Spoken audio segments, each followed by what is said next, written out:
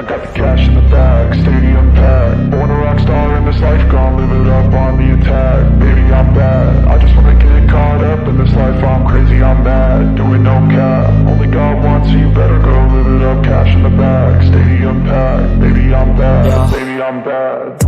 I just wanna stay bad, stay mad. Chip on my shoulder cause they treat me like an outcast. I ain't gonna take that, stay back. I'll be swinging hard till the hits come in all caps. I ain't gonna lay back, pray that someone's gonna help me. Ain't nobody like that. I ain't gonna wait, that's all fact. Give me one shot and I'll never get the throne back. I'm sick of being cautious, I'ma go cause something, can't stop this. I'ma steal everybody's lane, call it shoplift. Sick of hearing everyone complain when they thoughtless.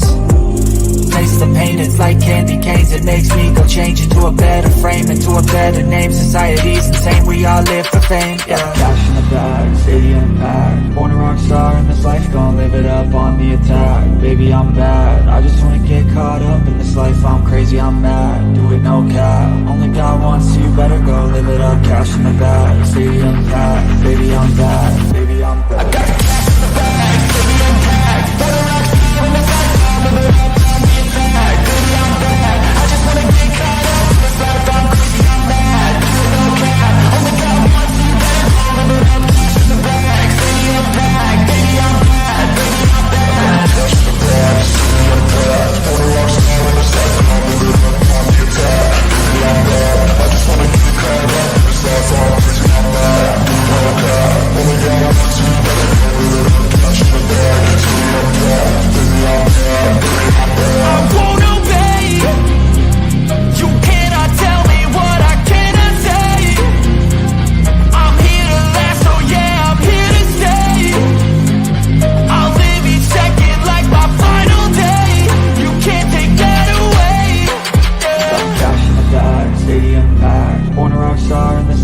Live it up on the attack, baby I'm bad. I just wanna get caught up in this life. I'm crazy, I'm mad, do it no cap. Only God wants you, better go live it up. Cash in the bag, stadium packed. Baby I'm bad, baby I'm bad. I got the cash in the bag, stadium packed. Born a rock star in this life, I'll live it up on the attack. Baby I'm bad, I just wanna get caught up in this life. I'm crazy, I'm mad, do it no cap. Only God wants you, better go live it up. Cash in the bag, stadium packed. Baby I'm bad.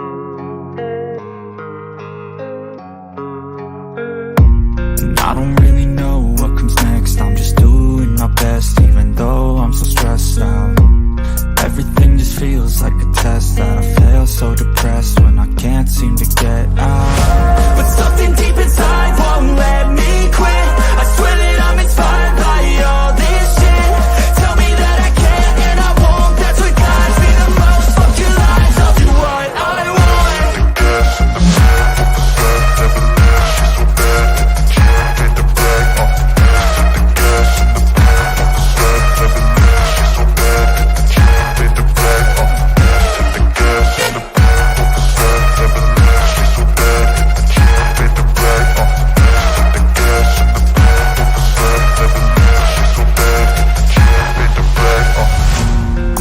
By thirst, I'm inspired by worth.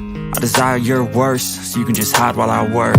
I ain't tired, you first. I'll write a second, third verse about the lies you go disperse. You never did shit, I know it hurts. Something deep inside won't let me quit. I swear that I'm inspired by all this shit. Tell me that I can and I won't. That's what guides me the most. Fuck your lies, I'll do what I want.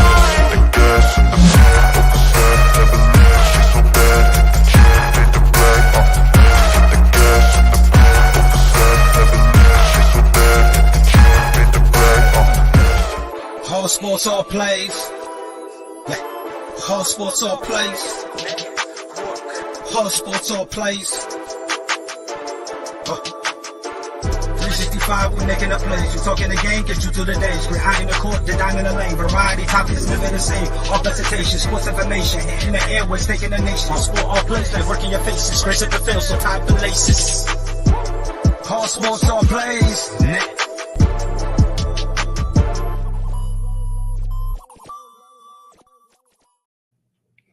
Welcome to the College Breakdown Show. I am Ray Cruz. I am your host today. This is the ultimate pregame show on the All Sports All Place Network. Me and Dre. Dre is on vacation. But don't worry, he will be back with time before the start of the season, so he might pop on here and there. I gave him the link and everything in case he wants to take a break from this thing. Before we dive into today's show, I want to ensure you are all aware of various platforms, amazing content waiting for you. Stay connected with us. Catch us up on all the latest episode interviews and games breakdowns. Make sure to check out the All Sports All Place link tree. I provided the link into the comments section of this broadcast. So whether you prefer watching on Facebook, YouTube, Twitch, Roku, or Apple TV, we got you covered. Just head over to the All Sports All Place Network link tree and choose your favorite platform. Subscribe, follow, and turn on those notifications to never miss an episode here at College Breakdown Show on the All Sports All Place Network. We loved hearing from you and all our listeners. You can find us on Twitter. So, all that said here, we're going to go ahead and get this show started here today. Our first topic will be, let's see what our first topic will be, ladies and gentlemen. Drum roll, please. We're going to get this thing started. And we're going to lead off the show here. You can see down below all our Facebooks and stuff like that. And you can go in the comments. I love the thing. Just copy and paste the link for our link tree, and it will get you to all the different platforms that we're on here on the All Sports All Place Network. So, let's get this show started here today. This is a special Wednesday show. We come on every Saturday at 9 to 12. We missed last Saturday due to I was sick, so I brought it up on here, another special game program on Wednesday to provide you the content that we were supposed to do it last Saturday. And then we'll be back this Saturday at 9 a.m. to 12 p.m. So let's get this thing on. Further ado, let's get this thing rolling and rocking here today.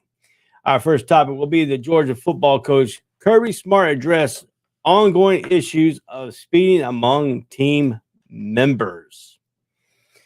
So we're talking about speeding. This is the latest news on the college sports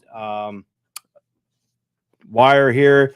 Some of the statements that they said here was from Georgia football head coach Kirby Smart has openly acknowledged and expressed his commitment to tackling the present speed problem with his team. So now we got speeding issues here at the University of Georgia Bulldogs. So how does he combat this? How did he combat this? At a recent, and this is all involving a recent incident here, a recent incident involving freshman outside linebacker Samuel Puma being ticketed for driving 88 miles per hour in a 55-mile-an-hour zone, and highlight to continue to challenge the team's faces here with at least 11 traffic-related moving violations involving Georgia football players since January. Smart came out and recognized the importance of finding an effective way to address this issue.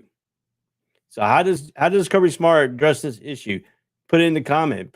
Put your thoughts into the comments. I'll bring it up and we'll talk about it here. Once again, thank you for joining the show. We're talking about got to the topic right there. So this is what we're talking about right now. The difficulties here. How does Smart recognize the importance finding a way to address this issue? That's the question I'm addressing out to the people. If you want to put your comments in there, we'll bring it up and we'll talk about it. So how does he face it? Smart's acknowledged that managing speed is an issue with young men between the age of 18 and 22. Many of those who are driving for the first time poses a difficult challenge. Despite the program's effort and educated players about dangers of racing and driving fast, including collaboration with the law enforcement agency, SMART admits that there is no one-size-fits-all solution on this problem. Get that. He stated saying there is no one-size-fits-all solution to this problem. Nevertheless, the coaching staff remains committed to continuously work on finding effective strategies to curb speeding. What's some of the effective strategies that we can talk about here? Hey, if you get caught speeding, you're not playing. Spend them for a couple games. That's one issue you could probably drive the thoughts into it. You got to make an example of some of these kids are doing this. Because you're playing with a lot of issues here. You're playing with your life, his life. People are driving around the road. Weather conditions could be a factor in these issues. And if you're speeding, I see it here a lot of times here in Jacksonville. Jacksonville is one of the worst in the nation for people having accidents when it's raining because they're either on their phones or the weather conditions. For some reason here in Jacksonville, when it is raining, people lose their sense of humor on how to drive and have wrecks after wrecks after wrecks.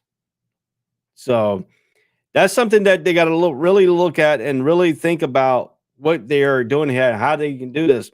The coaching staff emphasized the concerns over the high speeds involved in speeding tickets received by Georgia football players. He emphasized that higher speed increased the risk of severe accidents and highlights the potential influence of name, image, and likeness, NIL. That's an opportunities. That's, again, if you get in trouble, they can handle your NIL for you getting paid for your likeness. So these kids coming in, I understand. We all there. We were all there before. We were all 18. We were all the way up to 22. We all wanted to go out racing. I did. But we found a way, back in my hometown, we found a way to condone that racing. They opened up the private airstrips in my hometown. So we did drag racing on the airport, away from the road, in a controlled environment. No risking anybody else getting injured. You race on your own risk. But these kids out here are speeding. I got a lead foot. I'll admit it right now. I have a lead foot. You know, sometimes I get up and sometimes I go to speed limit. Sometimes I just get the rim. You know, so I don't want to go extra speed. You know, get my little racing in. I understand that. But these kids, I don't condone it. I mean, I have a bad problem doing it, and that's my problem. That's the problem that I need to figure out with this. On this. Same thing with Georgia players. With the players having access to faster cars due to these opportunities, the temptations to drive at a high speed may be hindered. Smart stresses the team has implemented an internet disciplinary measure to address the issue of speeding. So he's implementing some issues. He's implementing some internet resources. The coaching staff opens communication with players, consistently emphasizing the importance of safe driving practice. However, Smart openly expressed his frustrations with the team's inability to eliminate the speeding problems completely, the issues, and the publics that coaching continuously work, improve the strengths, and find solutions to the ongoing challenge. So this is an ongoing challenge here in Georgia.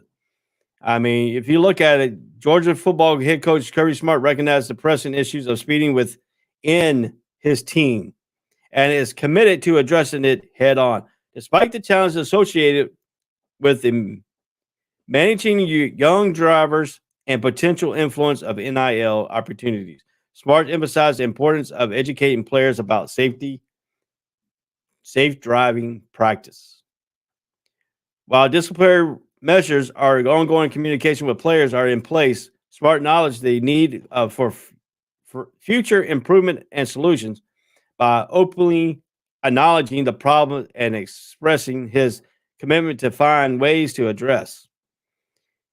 Smart demonstrates his dedication to a fostering responsible and safe commitment within the Georgia football program. And get that with this issue here. That is a statement of an issue here for the Georgia Bulldogs.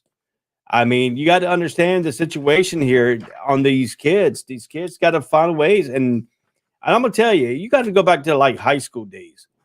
When kids got disciplinary, they either got suspended from the team or they got suspended from school, and you can't play football when you get suspended from the school. College players, you get your little lamination.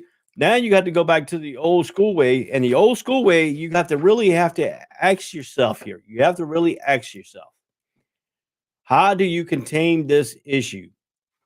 First, you make them take mandatory driving safety courses. Create something. Practice. Make them run. Make them run sprints. Make them do something that it will keep in their mind. Hey, if I'm going to run, he's going to punish me. If I'm going to speed and I get a ticket and I come back, I'm going to get punished.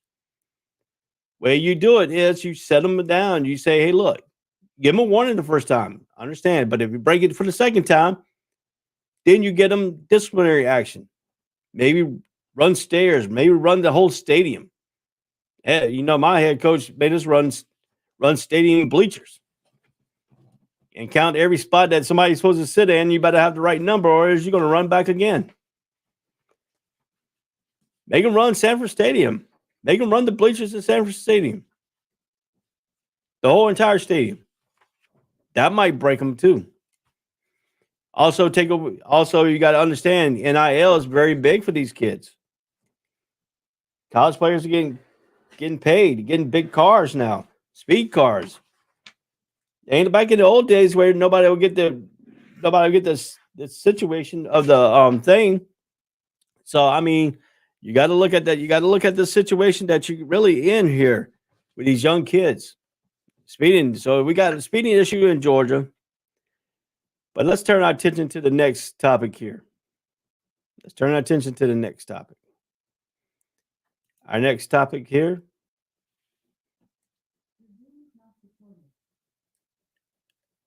is the Northwestern University fires head coach Pat Fitzgerald Amon of hazing allegation. Let's talk a little bit. Look in here. This was reported by ESPN. Pete Tremel. Northwestern's University has decided to terminate the employment of its head coach Pat Fitzgerald, considering hazing allegation. This decision follows after a 2-week suspension without pay for Fitzgerald's imposed by Northwestern University. That was last Friday. They both came up with an agreement for suspension without pay. So Fitzgerald thought he was in the clear with the thing. He recognized the symptoms was going on. He took the responsibility. They agreed to suspend him. But this is the decision following 2 weeks without pay for Fitzgerald imposed by Northwestern itself. But the investigation into the hazing claims that was initiated in January involved an external law firm enlisted by Northwestern. However, the investigation did not uncover what was deemed as significant evidence suggested that the coaching staff had knowledge of ongoing hazing activities.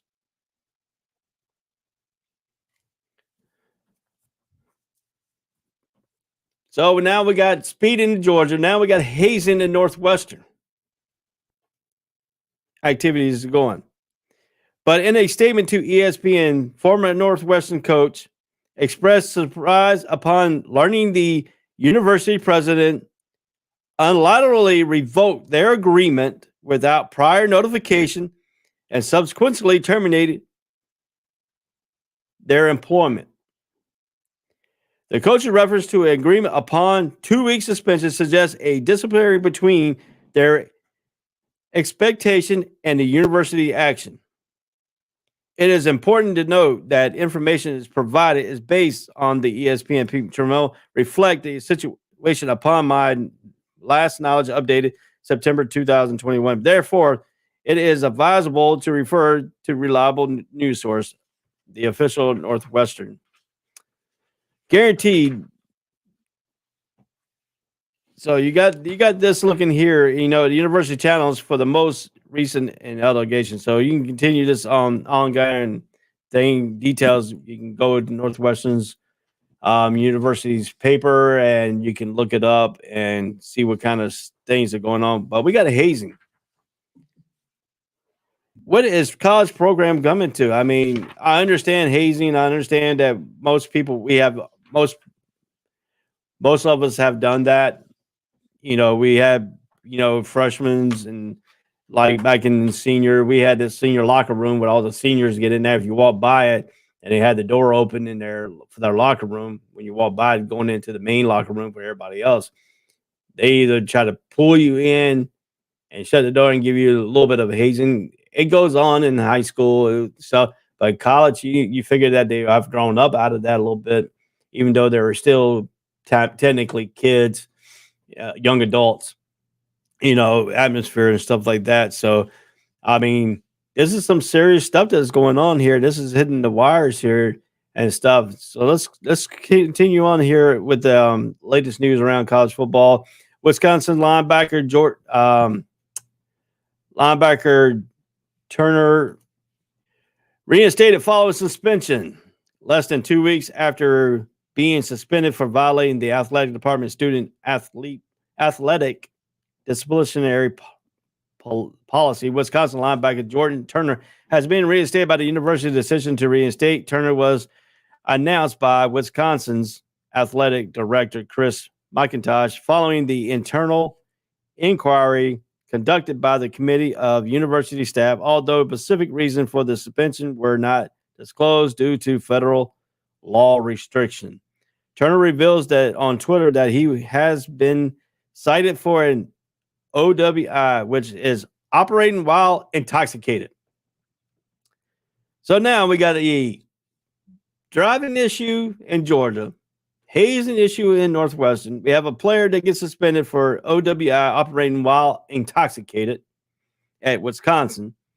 The first offense, along with the additional traffic violation, Wisconsin Athletic Director Chris McIntosh announced to reinstate Jordan Turner after a thorough internal inquiry conducted by the committee of the university staff. The decision was made following the suspension imposed on Turner for violating the athletic department student athlete disciplinary policy. The university has not provided further detail regarding the nature of violations cited by the federal law restriction, the disclosure of disciplinary action towards students. Following his suspension announcement on June 30th, Jordan Turner took on the Twitter to reveal that he had been cited for the OWI first offense and traffic violation. While the university did not provide, Turner's admissions sheds some light on the reason behind the suspension. Operating while intoxicated refers to the act of driving a vehicle while under the influence of alcohol or drugs, depending on the circumstance. But during the 2002 season, Jordan Turner played a significant role in Wisconsin's defense.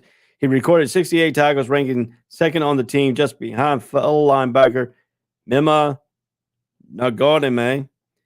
Turner contributes were instrumental in Wisconsin's 24-17 victory over Oklahoma State in the Guaranteed Rated Bowl, where he was named Defensive Most Valuable Player.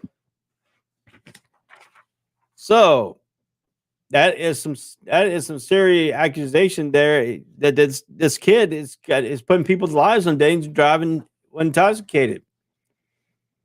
That's something that you don't want to do. If you don't, young kids, listen to me right now. If you're listening to the show right now, if you are at a bar, listen legal age is 21, drinking age. If you're at the bar and you're drinking and you know you cannot drive, some bars, well, you can hand your keys to the bartender. They'll keep it there till the next morning. You can come back, or you just take your keys with you and call an Uber or a Lyft. Hey, you got these days, you can call a cab if a cab still exists, because Uber and Lyft has taken over that market. Or here in Jacksonville, we have a Zip trip. Call them up. Get you home safely. You got to be home safely. Get your butt home safe. Stop risking other people on the road's life by doing some stupid stuff that you can avoid. Although the university has reinstated Jordan, no additional information regarding his disciplinary measures or changes in his status has been provided. It is unclear whether any internal consequences or conditions were imposed upon Turner as part of the reinstatement. The situation develops, the university may release further details or update regarding ongoing disciplinary action on charges to Turner's status within the program. Wisconsin linebacker Jordan Turner has been reinstated by the university following the suspension for violating the athletic department students' athletic policy. While the specific reason for the suspension were not disclosed, Turner reveals on Twitter. So that once again, all that information has been exercised here. So, all right, let's turn it around here. Let's get some interesting here. How about the transfer portal? How many of you put in your chat? How many of you like the transfer portal? Well, somebody likes the transfer portal. Former Florida quarterback Jalen Kitna enters the transfer portal after child porn charges have been dropped. Now you got to look at all these disciplinary. Look at all this stuff that's going on. You got speeding in Georgia. You got hazing in Northwestern. You got a linebacker who's OWI operating a vehicle while intoxicated. Now you got a former quarterback who's been charged with child porn, but has been dropped. Former University of Florida quarterback Jalen Kitna has entered the transfer portal and making a decision to come less than a week after child pornography charges against him were dropped as part of a plea deal. Kitna, the son of former NFL quarterback John Kitna, pleaded no contest to 2 counts of disorderly conduct in relations to the case. The legal development has generally significant controversy and raised important discussions regarding accountability, the justice system, and the consequences of each serious allegation. Jalen Kitna has been faced serious charge, including 2 counts of distribution of child exploitation material, 3 counts of possession of child pornography. However, in recent events, these charges was dropped as part of a plea deal. Kitna pleaded no contest to 2 of the disorderly conduct. So, I mean, that is some serious accusations here on this charge. So, the conduct has been placed on a 1-year probation. If he adheres to the term of this parole, his probationary period may end in 6 months. Jalen Kitna was arrested on November 30th by Gainesville's police department in Florida. The charge against him allegedly that he had shared 2 images of young girls being sexually abused through social media.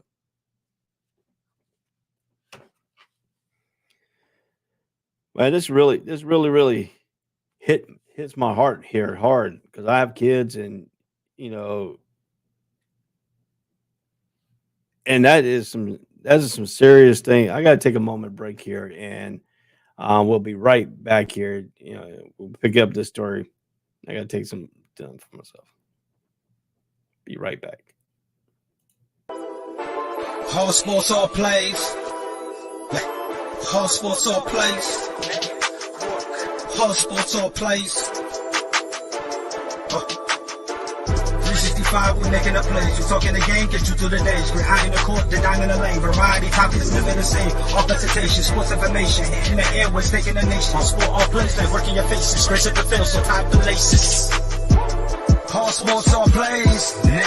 What? All sports, all plays. What? We on top of our game. All sports, all plays. All sports, all plays.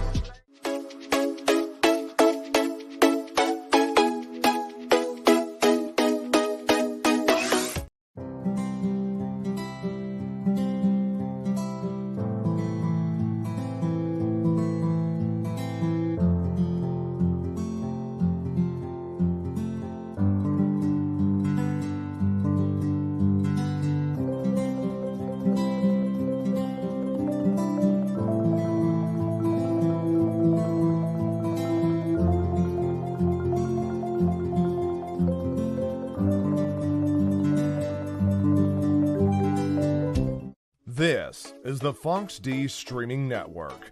Register to come on our channel at foxdnetwork.com. Welcome back to the All Sports All Place Network. I am Ray Cruz. Dre is on vacation. I see here he might jump on here. He just texted me here. Let me text him back real quick here.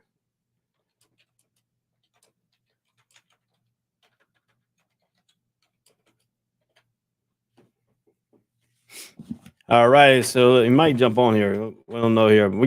If he does, he is a Florida Gator fan, and we'll jump to this issue with him and Jalen Kitna. If he does jump on here, this is a good topic for him to jump on. If he's going to jump on, if you're watching, Dre, we're going over the John Kitna story here at the University of Florida. Him hitting the transfer portal due to the allegations here.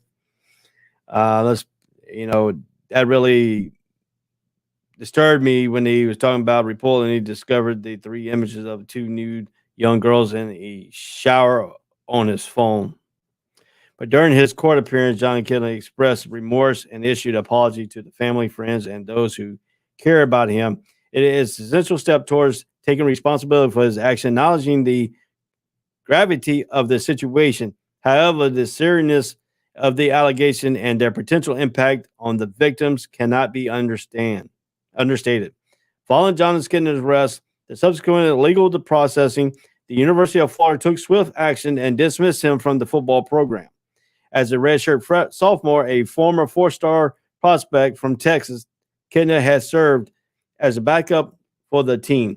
His decision to enter the transfer portal suggests that he is seeking a fresh start and a new opportunity to continue his college football career and elsewhere. In impact and border discussion, Jalen Kitna's case has drawn significant attention and raised important conversation regarding accountability and criminal justice and the sequence of serious allegation. It serves as a reminder that actions have consequences and that involved must be held accountable for their behavior. The situation also underscores the importance of protecting vulnerable populations such as children from exploitation and abuse. Jalen Kitna enters into the transfer portal comes shortly after child pornography charges against him were dropped as part of a plea deal. The case has been brought forth about accountability and consequences and serious allegations. While Kitna has expressed remorse, has issued apology and stuff, but it should not be forgotten and remains a crucial prioritize the safety of protection of vulnerable individuals. The outcome of this case serves a reminder of responsibilities that come with being a position of influence and emphasize the importance of ensuring safety and secure environment for all. So that right there tore me up a little bit. I'm sorry I had to take a break during that segment there. Yeah, that really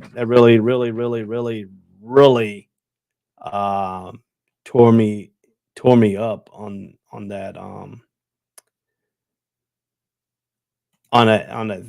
that issue there. Let's see here.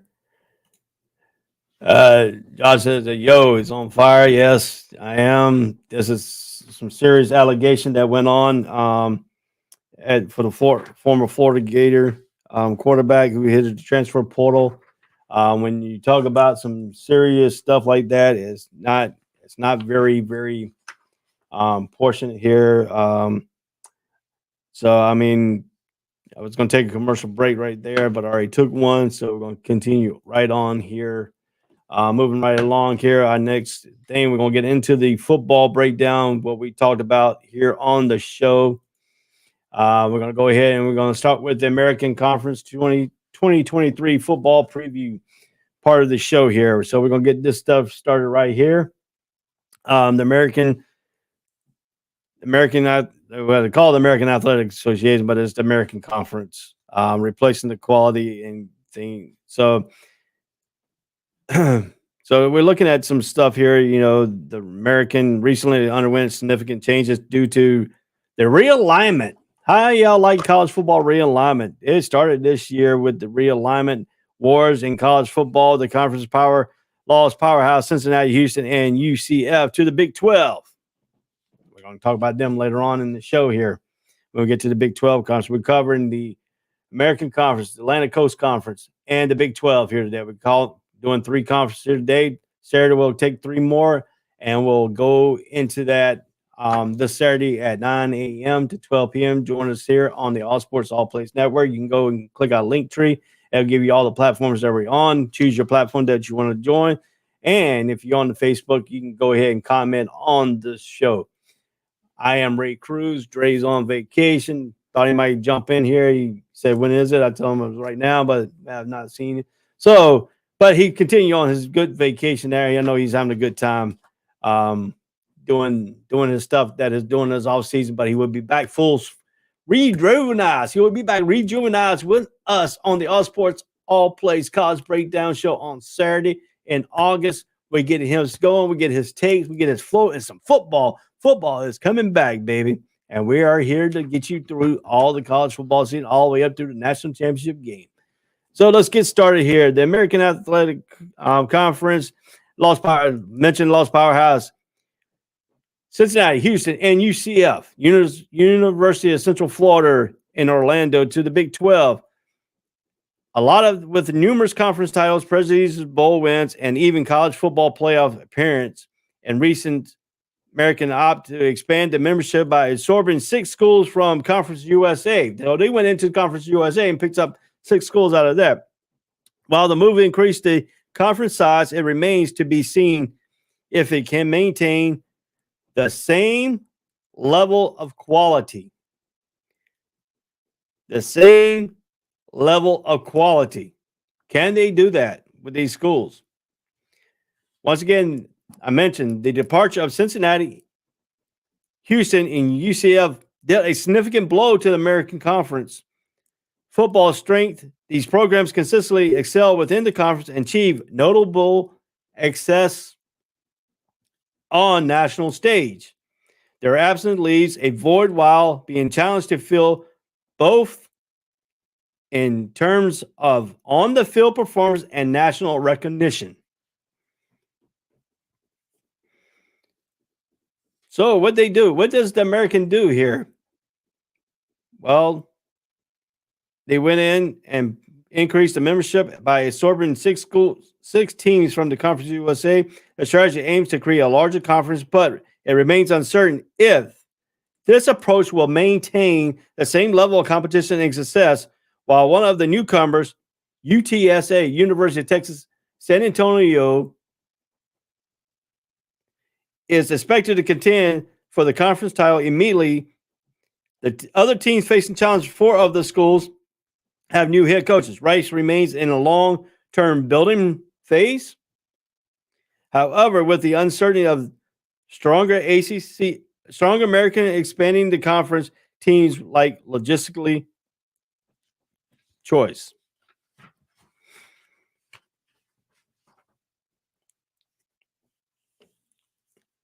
Now we're going to go ahead and talk about, you got Tulane, SMU, UTSA, Memphis, Florida Atlantic, and Temple are all analyzed based on their SP Plus rankings and expected outcome for the 2023 season. Tulane is projected as a higher ranked team in the new cohorts, UTSA is considered a strong contender for the conference title. FAU, Florida Atlantic University, as a potential dark horse due to favorable schedule and returning production. What's the implication on the American competition and bowl eligibility? The American now boasting 14 teams and no divisions. Schedule strength within the conference becomes a crucial factor in determining the contender for the American Conference Championship and a bold bid. The article this wildly disparity in projection team rankings within conference, while a few teams are expected to perform relatively well, majorly of the American teams fall within the 81st to 111th range in the SP Plus ranking. The disparity of the team strengths could significantly impact the conference comprehensive and the team's changes of achieving bowl eligibility. That's your problem here. Would you get these teams are realigning? You had teams that are continuously blossom a smallest conference like the American in Cincinnati, UCF, and Houston. Well, now they decided to go out, and because now they were getting bigger in that conference, down Big 12, because the Big 12 needs some teams that are poaching because they're about to lose Texas and Oklahoma in the 2024 season. So they went out and poached them from the American Conference because they gave them the upside to hoping they could replace something with Texas and Oklahoma, which is going to be hard for them to do because the Texas-Oklahoma rivalry is massive for that conference. So the notoriety you're talking about here for the conference is going to be dead. So now the American Conference is back to square one, back to the time when they're, a small ranked conference. With teams, the higher teams are going to be anywhere from 81st to 111th in the rankings. The American Conference decision is to replace quality with quantity by expanding membership raises questions about the conference's future comprehensive. Losing powerhouse programs Cincinnati, Houston, and UCF to Big 12 has undoubtedly weakened the conference football landscape, while addition of 6 teams provides the American Conference with more members. It remains to see if these programs can replicate the success of their predecessors. As the American Conference heads into the 2023 season, the conference faces challenges of maintaining the standing, relevancy, even the changing landscape of college football.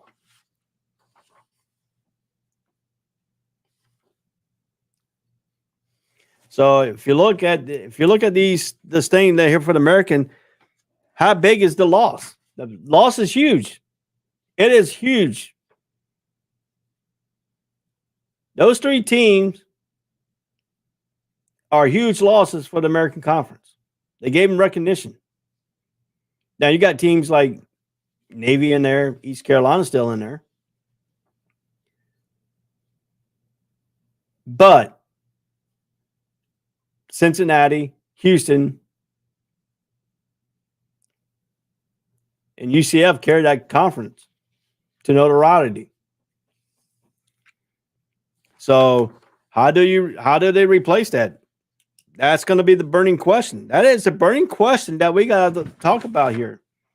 How can we say that does the last dance at University of Texas and San Antonio ends in a 3rd straight title? That's going to be the question. Can they blossom themselves up? I mean, they've been having some good seasons.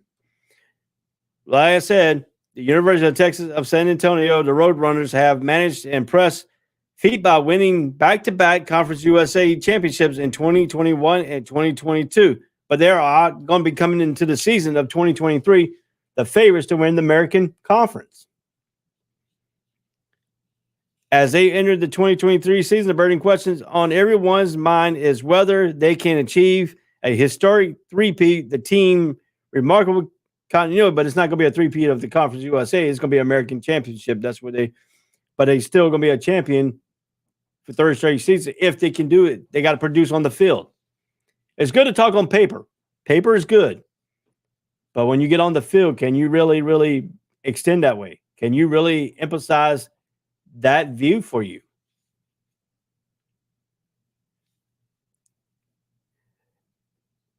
But if you look at this team, remarkable continuity led by returning starting quarterback Frank Harris, keys the offensive player, and a solid defensive unit set the stage for another potential championship run. Following their previous championship, the Roadrunners have managed to retain significant talent, including the veteran leadership of quarterback Frank Harris. Harris has decision to return for another season, despite having the opportunity to enter the NFL draft. So he decided he wanted to improve his stock a little bit, so he comes back. So now he's got to be enhanced of himself here to bring himself into the mix. That means he's got to bring himself into the fold. What are we talking about the fold here? We're talking about, can he stay healthy? Will the offensive line protect? That's a little bit of a question on the offensive line for the Roadrunners. But his mobility and his leadership has daunted that last year.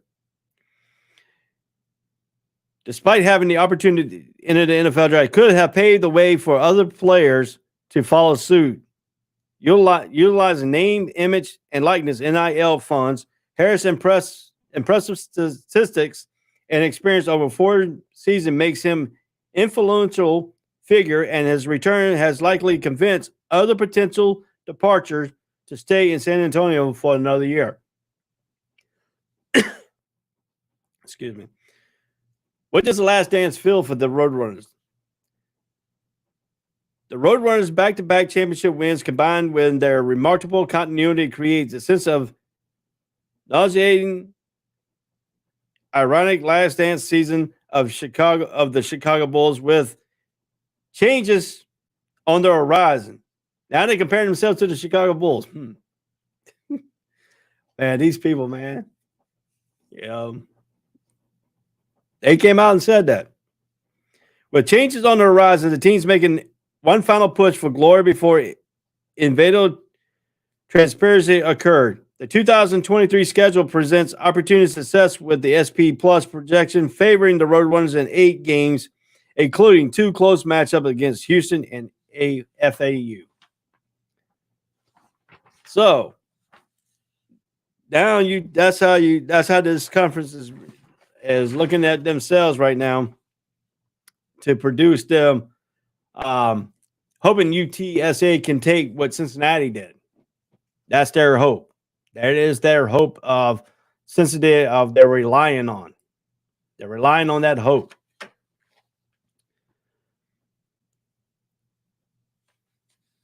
With the adjustment of offensive exploitation, the departure of co-offensive coordinator and quarterbacks coach Will Stein to Oregon has results in changes on the coaching staff. However, head coach Jeff Taylor has been promoting within, appointing associate head coach Justin Burke as the new offensive coordinator and former analyst Sean Davis as the quarterback coach. The team unique passing game characterized by short routes and deep passes will undergo potential adjustments under Burke's guidance. Harris will lead the offense alongside a talented receiving corps, including star Zyger Franklin and other experienced players. Sophomore Kevon Barnes will assume roles of the starting running back position, supported by a formidable offensive line.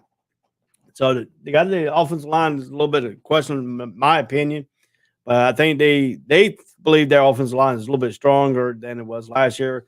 I think it's a little bit kind of a weak-looking thing. But let's talk about the other side of the ball, the defensive strength and challenges. Defensively, the Roadrunners face fewer replacements compared to previous season, while standout players Corey Mayfield Jr. and Clifford Chatham has departed. Majorly of the defensive line returns, providing stable experience, which you got to have stable experience in the trenches. So the defense has got to win their battles against the opposing offensive line, but the linebacking corps also features key contributors such as Jamal Legend and Trey Moore, known for their ability to make tackles for loss and run stops. Additionally, corner Nicolai Fortune adds strength to the secondary defensive coordinator Jeff Lopes' unit demonstrates the disruptive capabilities in previous seasons and teams deep and athletic opponents in the American Conference will present challenges to their defensive paralysis. So there you go. So I mean, if you look at the situation, if you look at this stuff here that we're looking at here, is can the Roadrunners be one of those three teams that departed? Can they face their upcharges here in the American Conference? Let's talk about Florida Atlantic University in North Texas, the New Beginnings. In a twist of fate, both Florida Athletic University, FAU, and the University of North Texas, UNT, are also experiencing coaches change as they seek to achieve success in the 2023 season. UT's decision to part ways with head coach Seth Luttrell, despite his previous accomplishments, significant a desire for.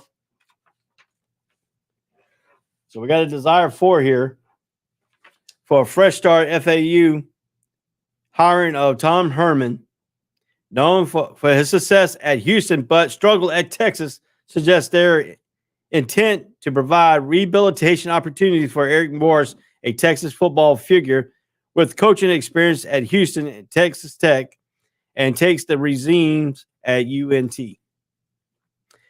UTSA Roadrunners entered the 2000 season with high hopes in securing their third consecutive championship. We already talked about that. How about the coaches set intrigued turnaround season for their respective teams? In the realm of college football, the arrival of new coaches often brings renewed sense of hope and promise of improvement. And reason for that is you don't have game films on that coach and their schemes. So sometimes they catch teams by surprise. So is this the case with these two for University of Texas, North Texas and FAU? Yeah, let's see. Yeah. Hey, what's up, Mike, man? How you doing, man? Nice picture with you in Cube, man. That's good. Yeah, I like your interview with him, man. And the big three there y'all did in Chicago. You and Rob Scott, man. Y'all keep it up. Peace, bro. So anyway, continue right along here. The two coaches, Tom Herman and Bill Peroge, are looking to work to get their magic once again as they take charge of the football programs of Florida Atlantic University and University of North Texas, respectively. Their track records of the first year success and talent they have at their disposal suggest that these teams are poised for an upward trajectory. And Dylan said the show's on fire. Yes, it is. Thank you, Dylan, man. Thank you, man. So we're trying to keep it on fire here. We're bringing the heat. We're bringing the heat. College football back here. We're bringing the heat in college football. This is a great time in football season coming back around. You know, we got baseball going on, but everybody, the big time prime is college football and NFL coming back. So we're prime here on the All Sports All Plays, delivering the news, delivering the conference spring, and bringing that the strongness here in college football. So let's continue right along here. So we're talking about the track record of both of these coaches, and Tom Herman and Bill Peroge. So the upper spiral poised for trajectory for these two programs. That's what they're predicting here. They got to predict this. They got to have these programs step up. We're replacing 3 teams that carried this conference last year in Cincinnati, Houston, and University of Central Florida, you got to have it stepped up. So what they did was they went out and lost one Florida team in Orlando and went to Boca Raton and got another team, and FAU, to keep that conference in the Florida State area. But meanwhile, Mike Boglum at Rice University is banking on quarterback JT Daniels to lead the Owls to their first winning season in nearly a decade. Let's divide into details on the coaching changes and potential holdout in respective teams. Yeah, let's go here. Herman, the turnaround programs with the first-year improvement. In his previous coaching stint, Tom Herman showcased his ability to engineer significant improvement during his inaugural season at the University of Houston. He took the Cougars from an 8-5 team to a 66 ranking in SP to 13-1 record, 20th rank in 2015. Similar during the tenure of the University of Texas, he oversaw improvement from a 5-7 to a 7-6 accomplishment by leaping from 56 to 28th in the SP+. With his arrival at Florida Atlantic University, Herman inherits wealth of talent, including 1,000-yard rusher Larry McCommon and a solid defensive unit. If FAU can recapitulate the previous improvements seen under Herman, the Owls could be in for a successful season. They got to be in a successful season. They got to be that team. They have to be that team. They have to step their play up. This conference lost too much. They got 6 teams coming in, cannot replace the 3 teams they lost nationally. Beth Pogge, the University of the unconventional coaching choice of Charlotte. The University of North Carolina at Charlotte, the 49ers has taken an unconventional approach in hiring Beth Pogge as his new head coach. Pogge is a former hedge fund manager turned high school coach, made his success at St. Francis Academy before serving as associate head coach at the University of Michigan. While it remains to be seen if Pogge's method will provide success in the long run, his unique perspective and CEO coach approach brings an intriguing dynamic to the Charlotte 49ers. Pogge has already made significant changes to teams throughout transfer, blocking the talent level and creating an environment ripe for improvement. Don't know too much about him. I know he was at the University of Michigan. What surprised me is he was a high school coach at St. Francis, but he was a hedge hog guy, one of them hedge funds guys. He's smart. We don't know how he's going to approach the 49ers. But this is going to be a good start for him. Moving right along, JT Daniels factors Rice quest for a winning season. Rice University, the Owls, down in Texas. At Rice University, head coach Mike Bloomman is hoping that quarterback JT Daniels will be the catalyst for the team's first winning season in almost a decade. A decade. You're talking about a decade of these criteria here. Let's take a look here. With the history of gradual improvement, including a 5-7 record that secured a bowl bid last year, Rice is inching closer to a breakthrough.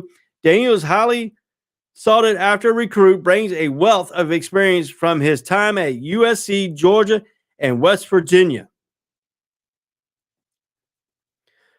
Supported by a dramatic recent duo and potentially explosive run game, the Rice Owl has potential to make significant strides. However, the defense remains a question mark with a need for additional playmakers in the secondary. Bloomberg's coaching acumen combines with Daniels' leadership. So you're looking at Daniels' leadership here, the crucial determine the Owl's success. So determine the Owl's success here is crucial. It is crucial. You're talking about some crucial things with the determinant of the Owls' success. They haven't had a success in a decade. Even though they went to a bowl game, but they had a losing record of 5-7. They are looking for their first winning season in a decade.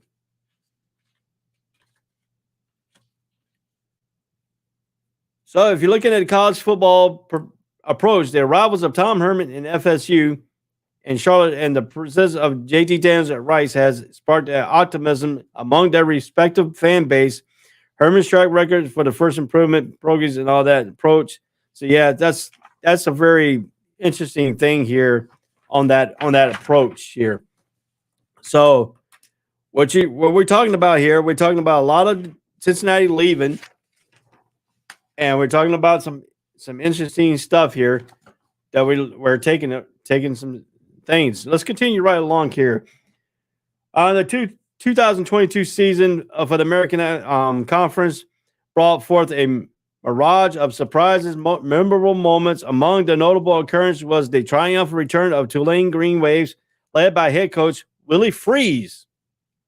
After challenging 2-10 season in 2021, the Green Wave responded with an outstanding 12-2 record in 2022. They clinched the conference title by defeating UCF, University of Central Florida, achieving an impressive victory over the Big 12 champion Kansas State and the Pac-12 runner-up USC. Tulane, a special performance, landed them in the AP Top 10 for the only second time in 80 years. This is the recap of the 2022 season. Several other teams in the ACC and the American Conference also experienced notable season. East Carolina, under the guidance of Coach Mike Houston, showcased their progress by finishing with a 8-5 record. Houston had dedicated 4 years building a team that had worked hard, paid off in success campaigns. Both SMU and Memphis had tantalizing yet somewhat frustrating season, finishing 7-6 records. Temple, under new head coach Stan Drayton, faced struggles in the first season, while three teams with losing records, Tulsa, Navy, and South Florida, made coaching changes in the offseason. So, the 2022 season, we showed a little bit of that Green Wave magic. So let's continue right along here. The projection, what lies ahead? What lies ahead for this conference? Looking ahead in 2023 season projection, SP Rankings gives us a glimpse into potential performance of American Conference. Tulane, as the reigning conference champion, leads the way with a solid SP plus rating of 9.9, ranks 37th overall. They are closely followed by SMU, Memphis, and two most consistently strong programs in the conference. The rankings indicates that these teams are likely to remain competitive of the upcoming season. However, the projection also sheds a light on potential challenges and opportunities for the other American conference. Temple, despite their recent struggle, is a favorable schedule and decent chance of reaching a bowl game for the first time in 4 years. On the other hand, East Carolina is coming off an impressive 8-5 season, faces the difficulty of replacing significant production from the previous year. They have tough schedules ahead and result in a lower odds of 29% of reaching the bowl games. So they're counting on Temple to rise their game up to the potential. So you got a potential in this conference. They got some teams that you can recognize, but you got some teams that are in falters, that struggles. Can East Carolina take that next step up? They're going to need East Carolina to step up. East Carolina in recent years and recent histories, they have the national signature. They beat North Carolina State before. They beat some of these power teams, North Carolina, University of North Carolina, North Carolina State. Now can Houston, all the hard work that's paid off for Houston and East Carolina, can he step it up and turn this team around and make them now competitive? The hard work, the recruiting, he's there. He's got that. He's got that pedigree. He's getting now. Can he turn it around and take that 8-5 season and turn it into a 12-2 season? We'll find out here momentarily. What does the Green Wave resurge more? One of the intriguing storylines from last season was Tulane's impressive speed, overall performance, and fans left wondering in case sustained that a level of play is upcoming season. The Green Wave faces without challenges in 2021, including the effect of Hurricane Ada and string of injuries that impact their strength chart. Despite these obstacles, they showcase resilience and determination. However, as we head into the 2023 season, it remains to see whether Tulane can maintain their momentum and continue its success. As eagerly and anticipated, the start of the 23 American football season, there are many burning questions that soon finds their answers. Will Tulane continue to ride the wave of success? Do you think they're going to ride the success? Do you think they're going to do it? Rodney Cooper says, all sports, all places on fire. Yes, sir. We are on fire. We are bringing it. We're bringing the heat today, baby. We're bringing the heat. We're getting some of these. We're getting you ready for football, man. I don't know if you're pumped up and ready to run on the field yet. I am. I am ready to run on that field. I'm getting myself on pumped up for college football. We're a month away here for it. So let's continue right along. The eager anticipation. We already talked that. Will Tulane continue to ride this success? That's the question I want you to answer. If you're in the thing, put your confident answer. Can they ride success and fortune? Can other teams like Temple capitalize on a favorable schedule and turn their fortunes around? Do you see Temple competing in this American Conference? And which rising stars and breakout performance capability of fans shape the landscape of American Conference? As the countdown to kickoff begins, enthusiasts eagerly awaits and answers to witness the next chapter of American football unfolds. The American Conference is gearing up for exciting football in 2023, with several teams looking to turn their fortunes. You can look at here. You can look at Temple, Tulane, SMU, Memphis, and Temple, and Navy looks to turn their things around in 2023 season under the new head coach. Exciting football is ahead for this conference. Fortune Tulane has a remarkable 22 season. We talked about that a little bit there. Tulane making up for the lost time. Tulane has a memorable 22 season, improving, blah, blah, blah.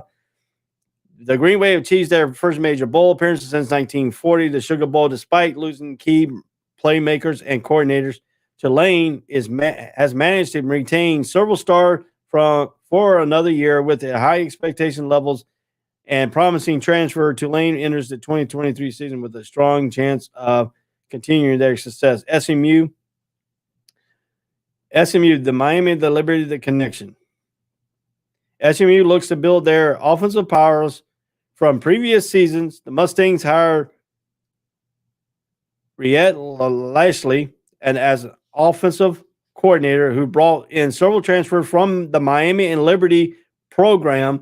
With the departure of quarterback Tanner Morales, the receiver Rashid Rice, SMU needs new playmakers to step up. They have hope to transfer Lawrence Keys III, Julian Brown, and others will fill the roles on their defensive side. SMU aims to improve its historical weak unit with the new hires and transfer expected to make the difference.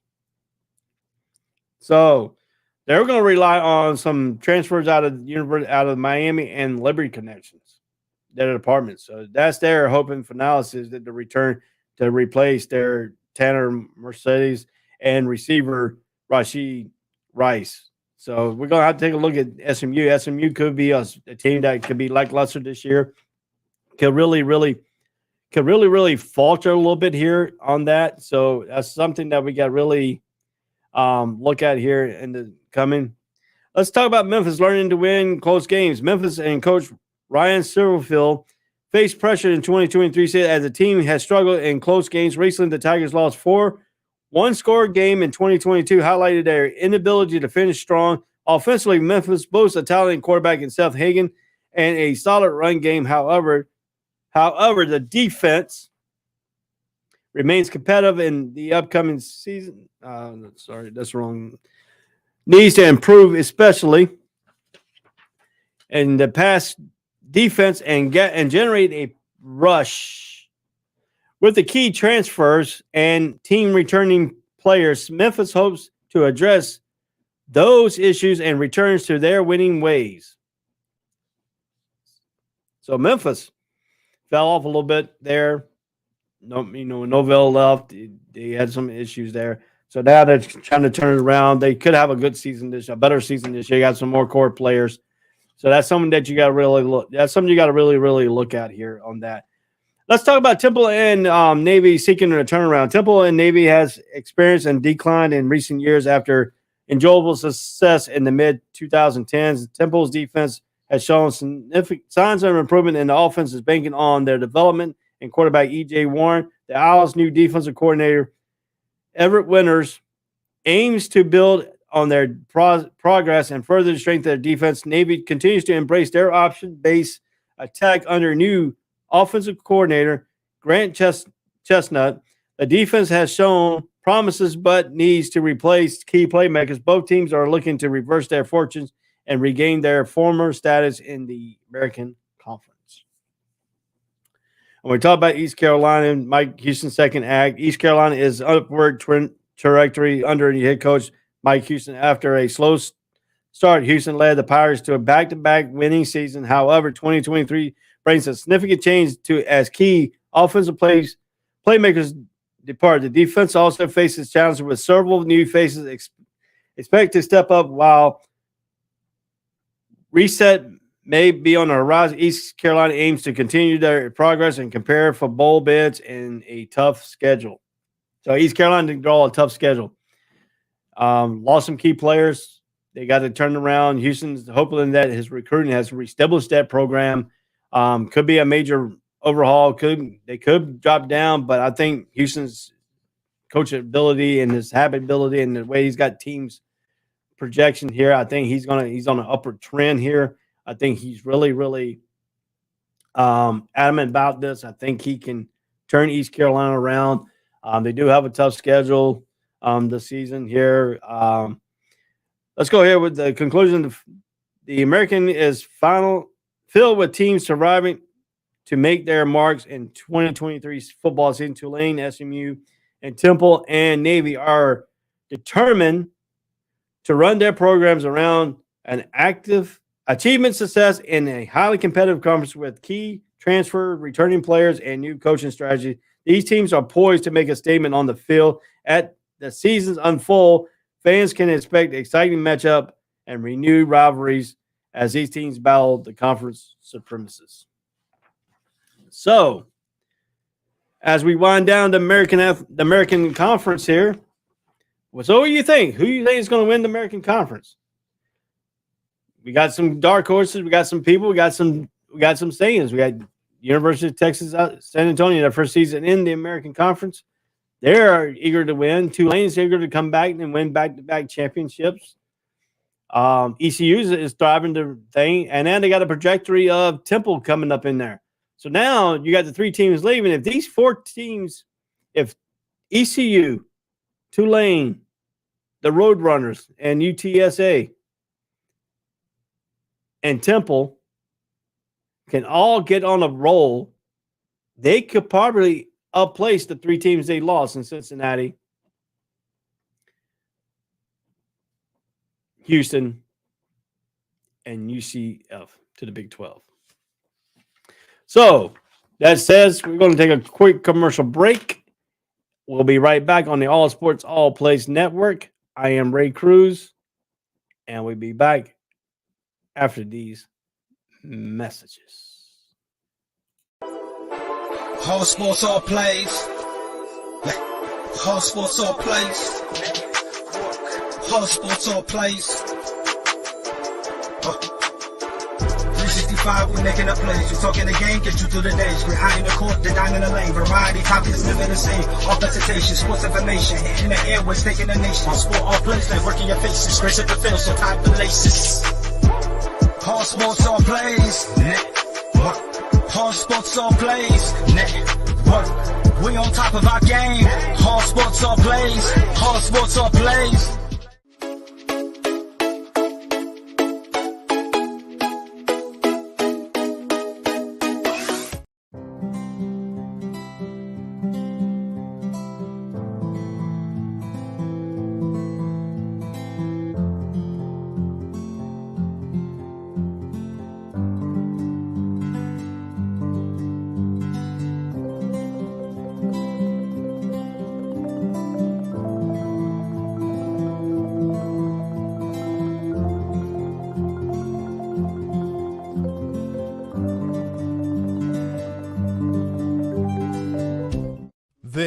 is the Fonx D Streaming Network. Register to come on our channel at fonxdnetwork.com. Welcome back to the All Sports All Place Network and the College Breakdown. I am Ray Cruz. Once again, my co-host. He's on vacation. I hope you're enjoying your vacation there, Dre. See you back in August. Get you ready for the college football season. Hope I'm getting you pumped up. Maybe we'll get some renewed foundation here. We can get some stuff going on here on the All Sports All Place Network here and get all rocking and rolling here. All righty. Took a commercial break. We're right back here. We're going to break down the Atlantic Coast Conference Football 2023 preseason here. It is interesting to see the ACC making changes in the divisional structure of the 2023 college football season. With the elimination of the Atlantic and the Coastal Division, the conference will now determine its championship game participant based on top two teams in the overall standings. The change brings a new level of competition uncertainty to the conference, as teams will have to vie for those top two spots without the safety net of a divisional play. And most teams, most fans of the ACC, from like teams like Clemson, North Carolina State, all the teams that play in the Atlantic said their Atlantic division is better than the Coastal Division. Whatever. Now we're going to see. Now we're going to choose to see the facts. I think to me, eliminating the divisional, I think that's a great opportunity, but it also gives them opportunities to increase recruiting for all schools in this thing. So I mean, you're playing teams, you're playing all the teams, most of the teams now, and not relying on the division on the Coastal. I mean, I think it's a great change, even though I am a North Carolina fan. I mean, a Tar Heel fan. So to me, I think it's a great thing. I think it gives the conference a new refound energy. I think now you got teams that have better records in the Atlantic division over some of the teams in the Coastal Division. Get them now opportunities to play. So let's continue on here. Clemson has undeniably been the dominant force in the ACC in recent years, with the impressive 7 conference titles in the last 8 seasons. However, it seems that Florida State is emerging as a strong contender after encouraging 10-3 record last season. Coach Dabo Swinney, Clemson Tigers will likely face stiff competition from the rising of Florida State team as they aim to maintain the stronghold on the conference. Beyond Clemson and Florida State, the ACC boasts a solid second-tier teams that have potential to challenge for a spot in the conference title game. You have North Carolina, you have Miami, you have Duke, you have Louisville, you have Pitt, and Wake Forest have all shown their capabilities and could perhaps present formidable options to the conference favorite. But this wide range of competitive teams heads excites and unparalleled to the ACC race, making the upcoming season even more intriguing. As the season unfolds, we'll be fascinated to see how the new ACC format impacts balance of power within the conference, the absence of divisions, and increased competitive of teams in the ACC. Second tier should make for a thrilling and closely contest race to the conference championship. So there you go. That's what we're talking about right now. We're talking about the ACC, Atlantic Coast Conference. One of the Power 5 teams. They were the last Power 5 team last year. A little bit of a down year for Clemson and areas and there with their TJ Ungale and all that quarterback situation here. We're going to go ahead and start off with Florida State here as the first participant we're going to talk about in the ACC. The Seminoles plays in Tallahassee, Florida. I'm about 2 hours away from Tallahassee area here in the state of Florida. I've been there a couple of times, watched North Carolina upset Florida State.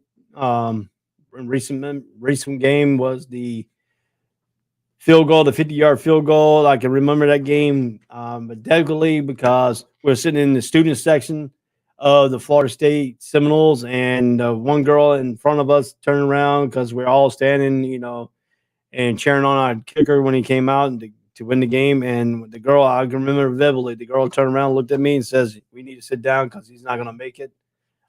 They were yelling, they were hollering. The kick was up, the kick went through. The referees came up with their hands and go like this for signal good, and you can tell the whole 80,000 stadium size, the North Carolina fans, they all quiet down when the kicker kicked the field goal. I was at that game. That was an impressive game there. Both teams played their hearts out in that ball game to get their hands out to Florida State Seminoles that time.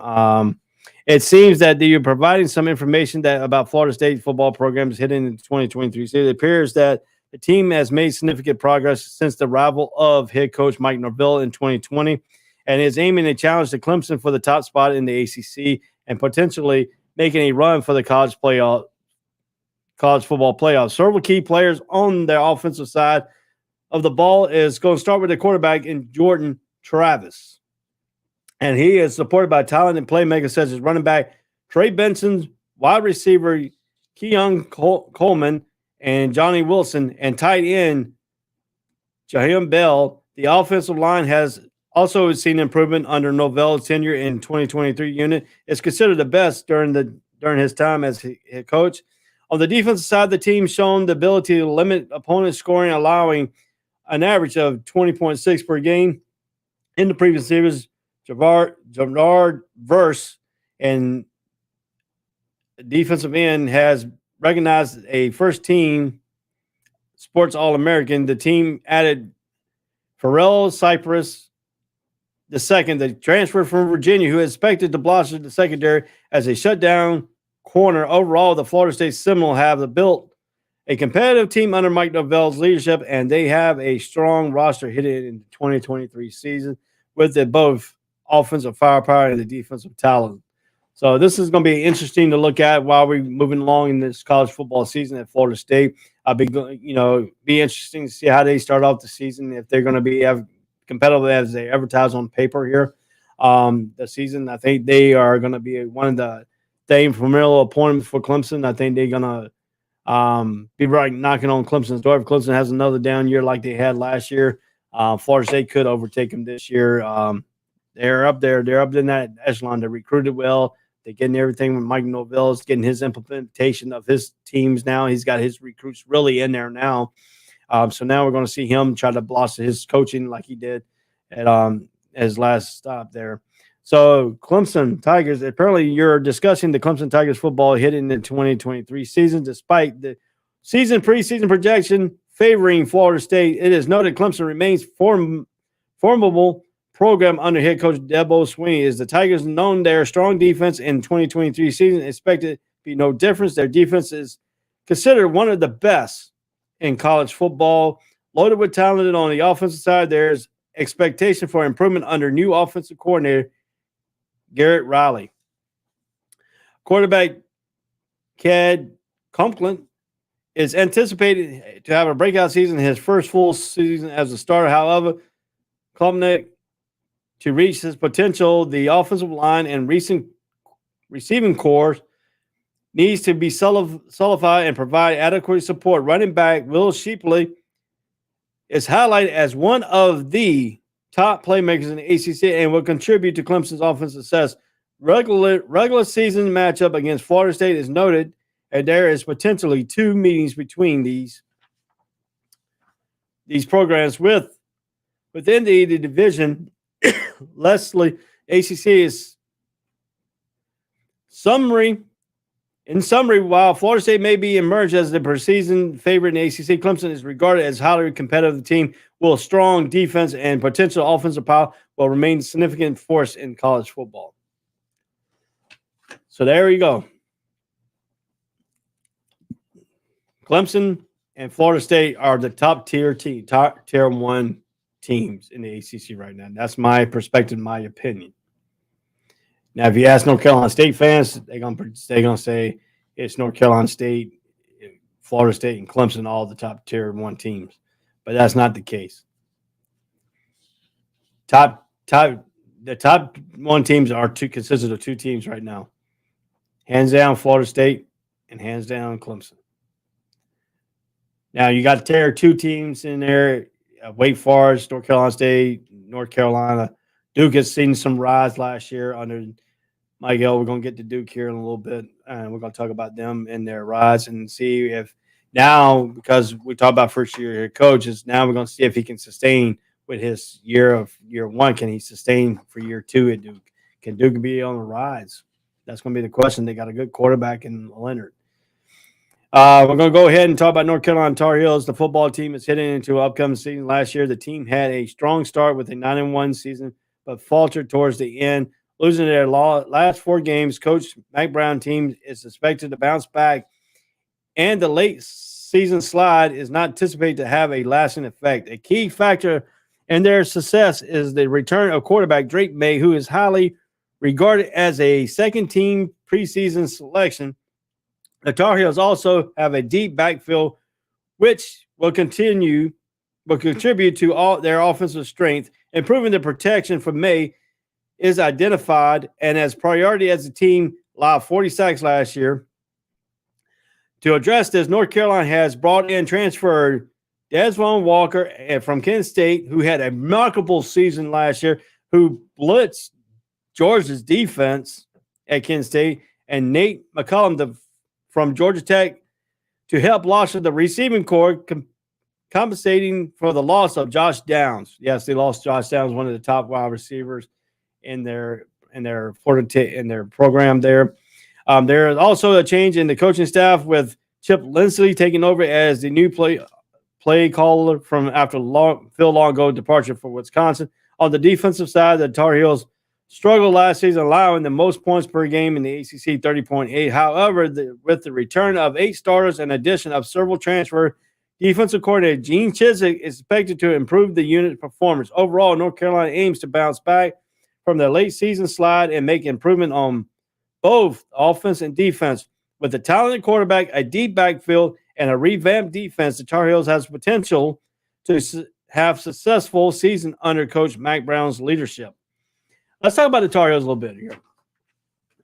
Last year had high expectations. Drake May came in, provided some spark at the beginning of the season. Got under duress in the later part of the season. Lost their games. Played against Oregon very well. Tough Oregon team. Played very good. Took them all the way to the last little bit in overtime to win the game. That could be a glimpse of what we can see of the defense in that Oregon game. Can Gene Caesar right the ship? My question mark is, I have hopes of Carolina having a good season, but it's got to be rely on their defense. Has their defense improved? That's the question that we really got to see by the North Carolina Tar Heels football team. Is the offense is going to handle themselves? I don't get that. Chip Lindsey, he's a good offensive coordinator, taking over Phil Longo. Might be a little bit of a different approach, but the same concept of plays. Walker has impressed me in spring training game. I looked at. He's got speed, good catch, and he can fly down the field. It could be the replacement of Josh Downs. He could be that forthcoming. I'm out of the transfer out of Kent State. But Gene Chizik, certain people say he could be a question mark on the defensive side, defensive coordinator. Yeah. I mean, you got to put a lot of pressure on him because he's got to turn that defense around. The defense gave up a little bit. Gave up a lot of points last year. Took the offense to win some of the games. They were down. But the Mack Brown's leadership, I mean, you got to be questioned. Is he getting old? Yes. Is he losing anything? I don't think that. I think he's still got a competitive fire for it. Or he wouldn't be right there in the situation that he's in right now, competitive. So, to my take here, I think North Carolina defense is going to be the question mark going into the season. I like to see how they're going to transform. I'll be watching that closely, and with all the other ACC teams here. Miami Hurricanes. The Hurricanes should show improvement under the head coach Mario Cristobal. Second season, however, how big of a jump in wins is going to hinge largely on pairing of the new offensive coordinator Shannon Dawson.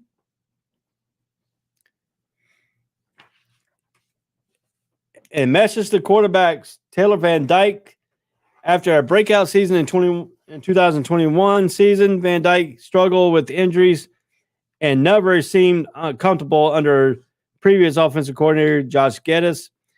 The arrival of the two five-star freshmen at offensive tackle, along with Alabama transfer Javon Cohen, should provide a needed boost to the offensive line. The defense is also under new leadership as Lance Gooderdry arrives from Tulane to call the signals in 2023.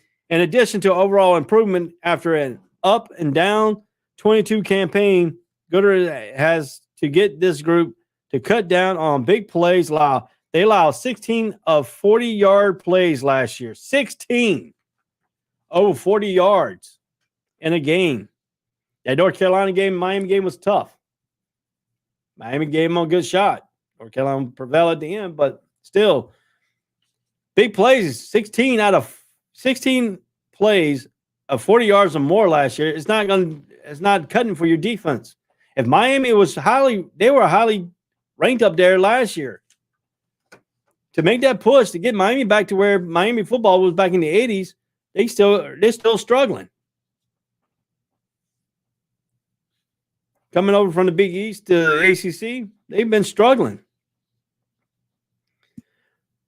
But can they really do what they need to do there? Can they really export their stuff? Can they really export their scheme? Can Mario Cristobal do what he did at Oregon?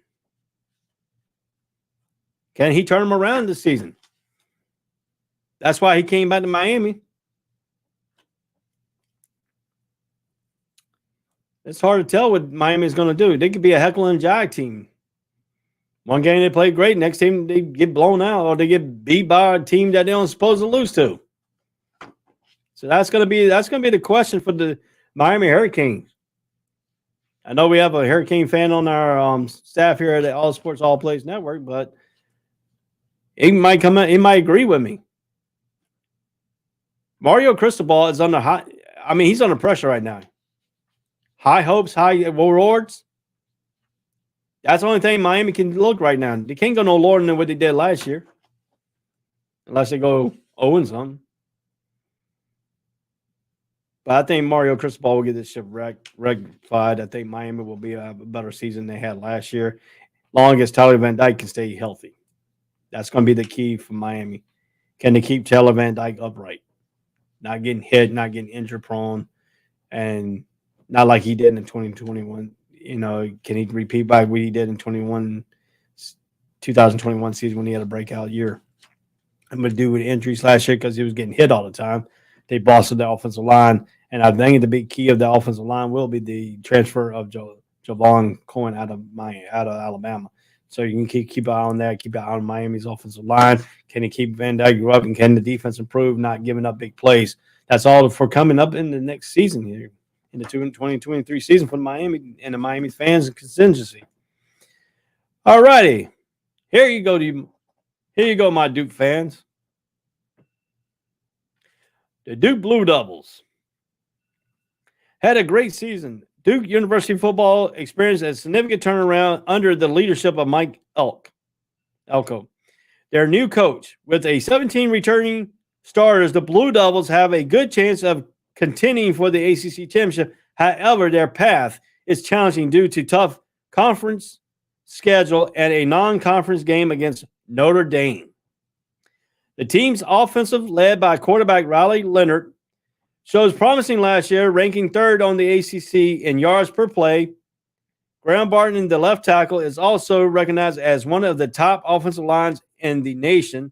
On the defense side, Elko's expertise made an intimate impact, with the team significantly improving from allowing an average of 39.8 points a game in 2022 to just 22.1 points in Elko's first season. But while Duke may no longer be able to catch opponents by surprise, they have an experienced roster that is better shaped than previous years. Elko and his coaching staff are expected to maximize the team's potential and achieve positive results. let's talk about what we talked about early in the thing under new head coaches. Elko was a defensive expertise at Texas A&M. Didn't have any head coaching experience in college football, but a great defensive mind. Great D coordinator. Comes in to Duke, first season.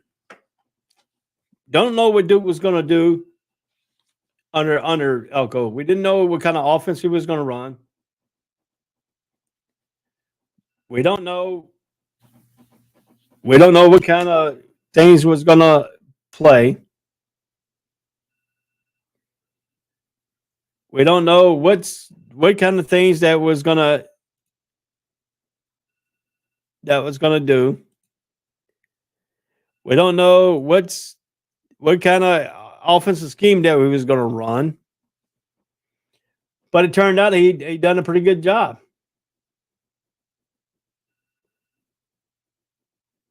And that's the thing that we got to really, really, really consider here for Duke. And I mean, I like this approach. I like this approach. They showed a little clip of him running, putting his game plan and putting his stuff up on the bulletin board. I like this approach about his nutrition. Came in and took some stuff and made some better nutrition stuff with his team. He energized his team. He energized the Duke. We hope he energized the Duke fan base. It didn't show too much in the crowd under them having a winning season last year and the way they played. So we're going to really see if they really have a breakout chance and a breakout season here for the Blue Devils.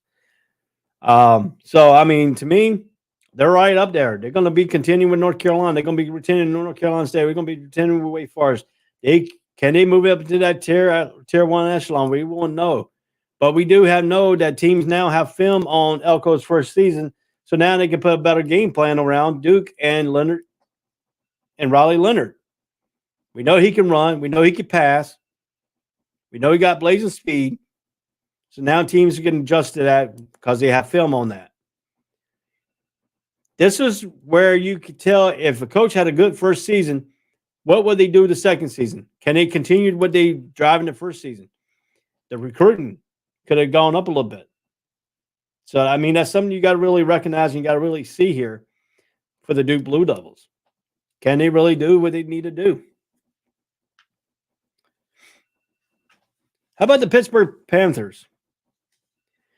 The University of Pittsburgh Panthers football team, commonly known as Pitt, will face some challenges in the defense at the beginning of the 2023 season. Departure of key players like tackle Khalid Casey and linebacker Savaris Dennis will require the defense to rebuild. However, considering Coach Pat Narduzzi's track record, it is likely that the unit will continue to perform well as new players gain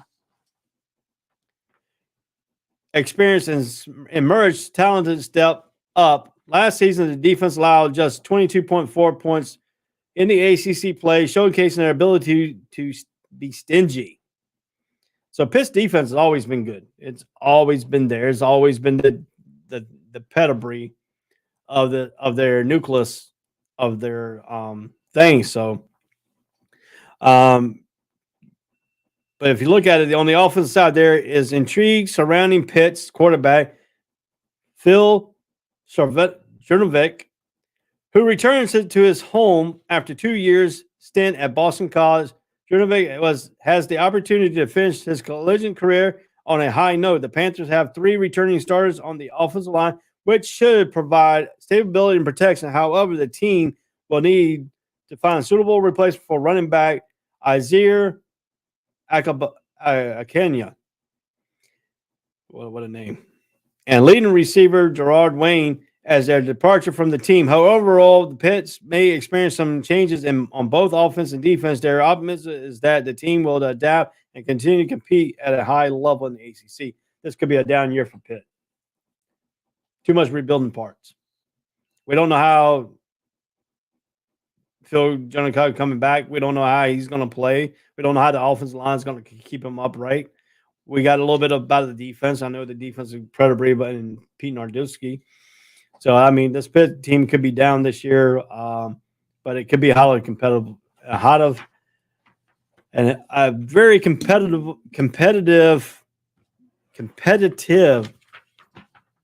thing that you're looking at here.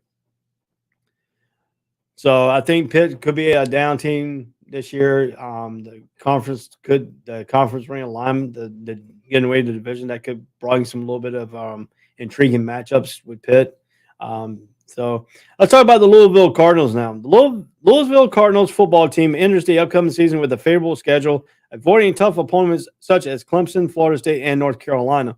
With the rivals of Coach Jeff Brom, the Cardinals have the potential to be a dark horse contenders for the trip to the ACC Championship. Brom has a track record of producing prolific offense, and that trends and except to continue Louisville's. However, there is some early transition as starter transfer quarterback Jake Plummer from California anticipates to start, and the team will also receive reinforcement strength. The offensive line, receiving corps, defensively, Louisville shows improvement last year, tying the ACC lead in scoring defense after allowing an average of 27.3 points per game in 2022. Under the guidance of new defensive leadership, Ron English and Mark Hagan, the unit brings back 6 starters. However, the team feels the absence of key players such as defensive end Yaya Dalaba and linebacker Monte Montgomery, Memo Sangano, Yasir Abdullah, and cornerback Kark, who have moved on. Overall, with a favorable schedule and a rival of Coach Jeff Brom, Louisville has the potential to be a surprise as a dark horse contender. The offense should continue to thrive, but adjustments will be needed. So, the new quarterback, the defensive strike, some key departures have foundation to build upon the year. So, Jeff Brom comes back to his college alma mater to try to build a team in Louisville and continue what they left off under Satterfield, who abruptly left for Cincinnati out of a surprise to Louisville. They didn't fire him. They didn't tell him to leave. He just got up and left. Took the Cincinnati job, going into the Big 12. That is surprising. But Jeff Brom at Purdue, he did a very exceptional job getting Purdue back in that productive and being some pests in people's thighs in areas there. So, I mean, first-year head coach, can he do what Malgalco did?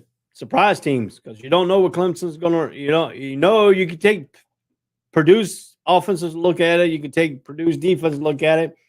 But 2 different talents, 2 different teams. He might not play the same way. So he could take some teams by surprise. And Jake Plummer coming in from California can also, because you got to go back to California look, but he's on a different offensive scheme system with Jeff Brom. So you can't really prepare for him by looking at things, but you can see his potential of throwing and stuff like that. So this could be a surprise dark horse team. To my North Carolina State Wolfpack fans out there. Yes, we're going to talk about the Wolfpack. Yes, a Tar Heel being biased to the Wolfpack because I can do that. I can turn my fan off and be with that. As a biased journalist, this is the honest opinion about North Carolina State University football program for the 2023 season.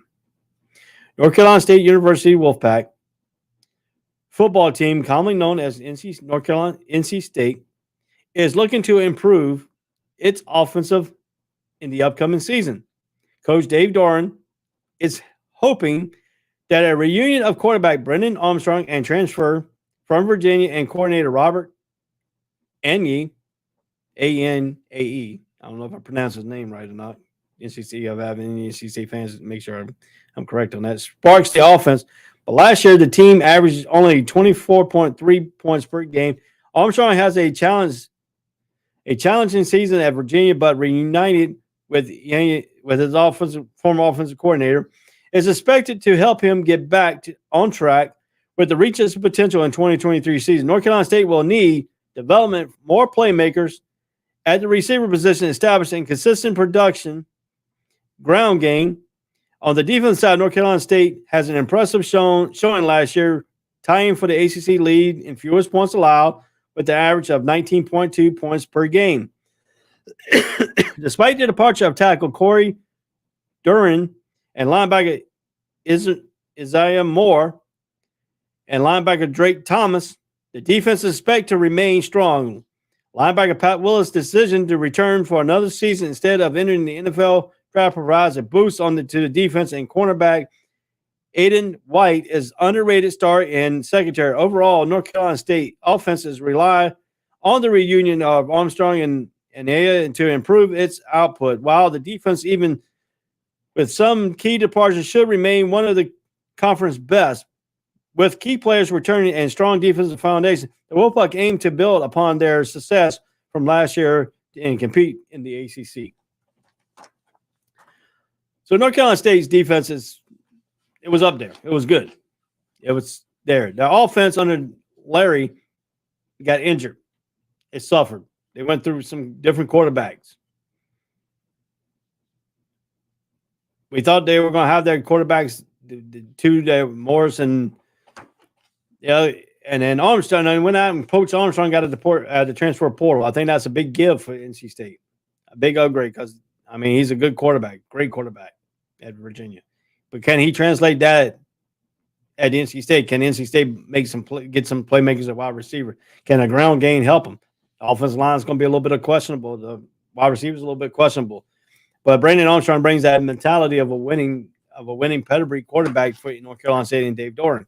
So they should have an good season this year too, and be a little bit surprised and competitive. Can they move in that tier 1 echelon? It's time to tell. We will see. There's some few teams in that tier 2 can be moved up into that tier 1 to compete with Florida State and Clemson. But NC State has to show that pedigree. They can do that. They do have some games that could be letdowns if they don't perform.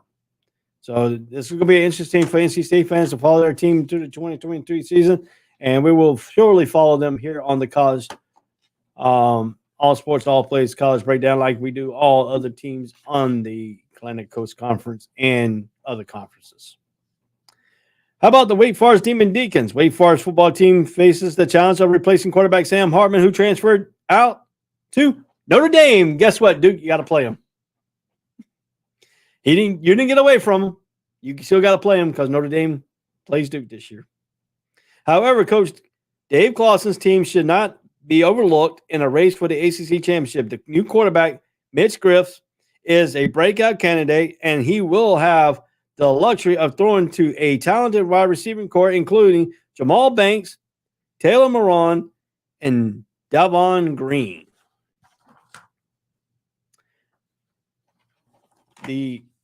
The offense's biggest question mark is solidified the offensive line, which lost 3 starters defensively. Wake Forest has struggled last year, ranking the ACC in points allowed during conference games with an average of 33.8 points a game. The team faces personal concerns with departure of key players such as defensive end Ronald Bothroyd, Bothroyd, and tackle Kobe Turner, linebacker Ryan Samalia Jr., and defensive back Gavin Holmes. Coordinator Brad Lambert will need to address these losses to make an adjustment to improve the defense. Despite the challenge, Wake Forest possesses a talented receiving core and a quarterback with breakout potentials, while the offensive line and defensive loss pose concern. The team will work to address these areas and compete for a spot in the ACC championship. Coach Dave Clawson has proven the ability to develop competitive teams, and Wake Forest will aim to continue their success in this upcoming season. Let's talk about Wake Forest offense. The slow smash point gets teams fit because you don't know if he's going to hold the ball because he holds it so long. Sometimes he releases to the running back when the running back is already in the line of scrimmage and up there with the offensive line. But they got high hopes. They got a big shoe to replace in Sam Hartman. Let's take the fact that Sam Hartman has gone. He transferred out. He took the transfer portal into his last season and went to Notre Dame, went to South Bend. Griff showed some stuff when Hartman was out last year. But can he be the breakout quarterback that can help Wake Forest continue their run, their success? We don't know that. We don't know how that's going to transfer into this year. We don't know what Wake Forest is going to be under this quarterback. We don't know at the full season here and spring training involved. But he does have talented wide receivers, and you can't overlook that. You cannot overlook the wide receivers for Wake Forest and the offensive scheme in Clawson. The defense is the big issue here. It's just like North Carolina. The big defensive problem is going to be the defense of Wake Forest. Since Sam Hartman is gone, because they outscored half the teams they play, even though the defense gave us a lot of points, they outscored some of the teams they beat because Sam Hartman was that quarterback making great plays. Now you got to look at, you got a new quarterback. It says good on paper, but he looks good on film. But can he perform on from the practice field and move it to the game situation? That is the key. That is a key that you got to really, really think about here in this ball game. Can Wake Forest really do that?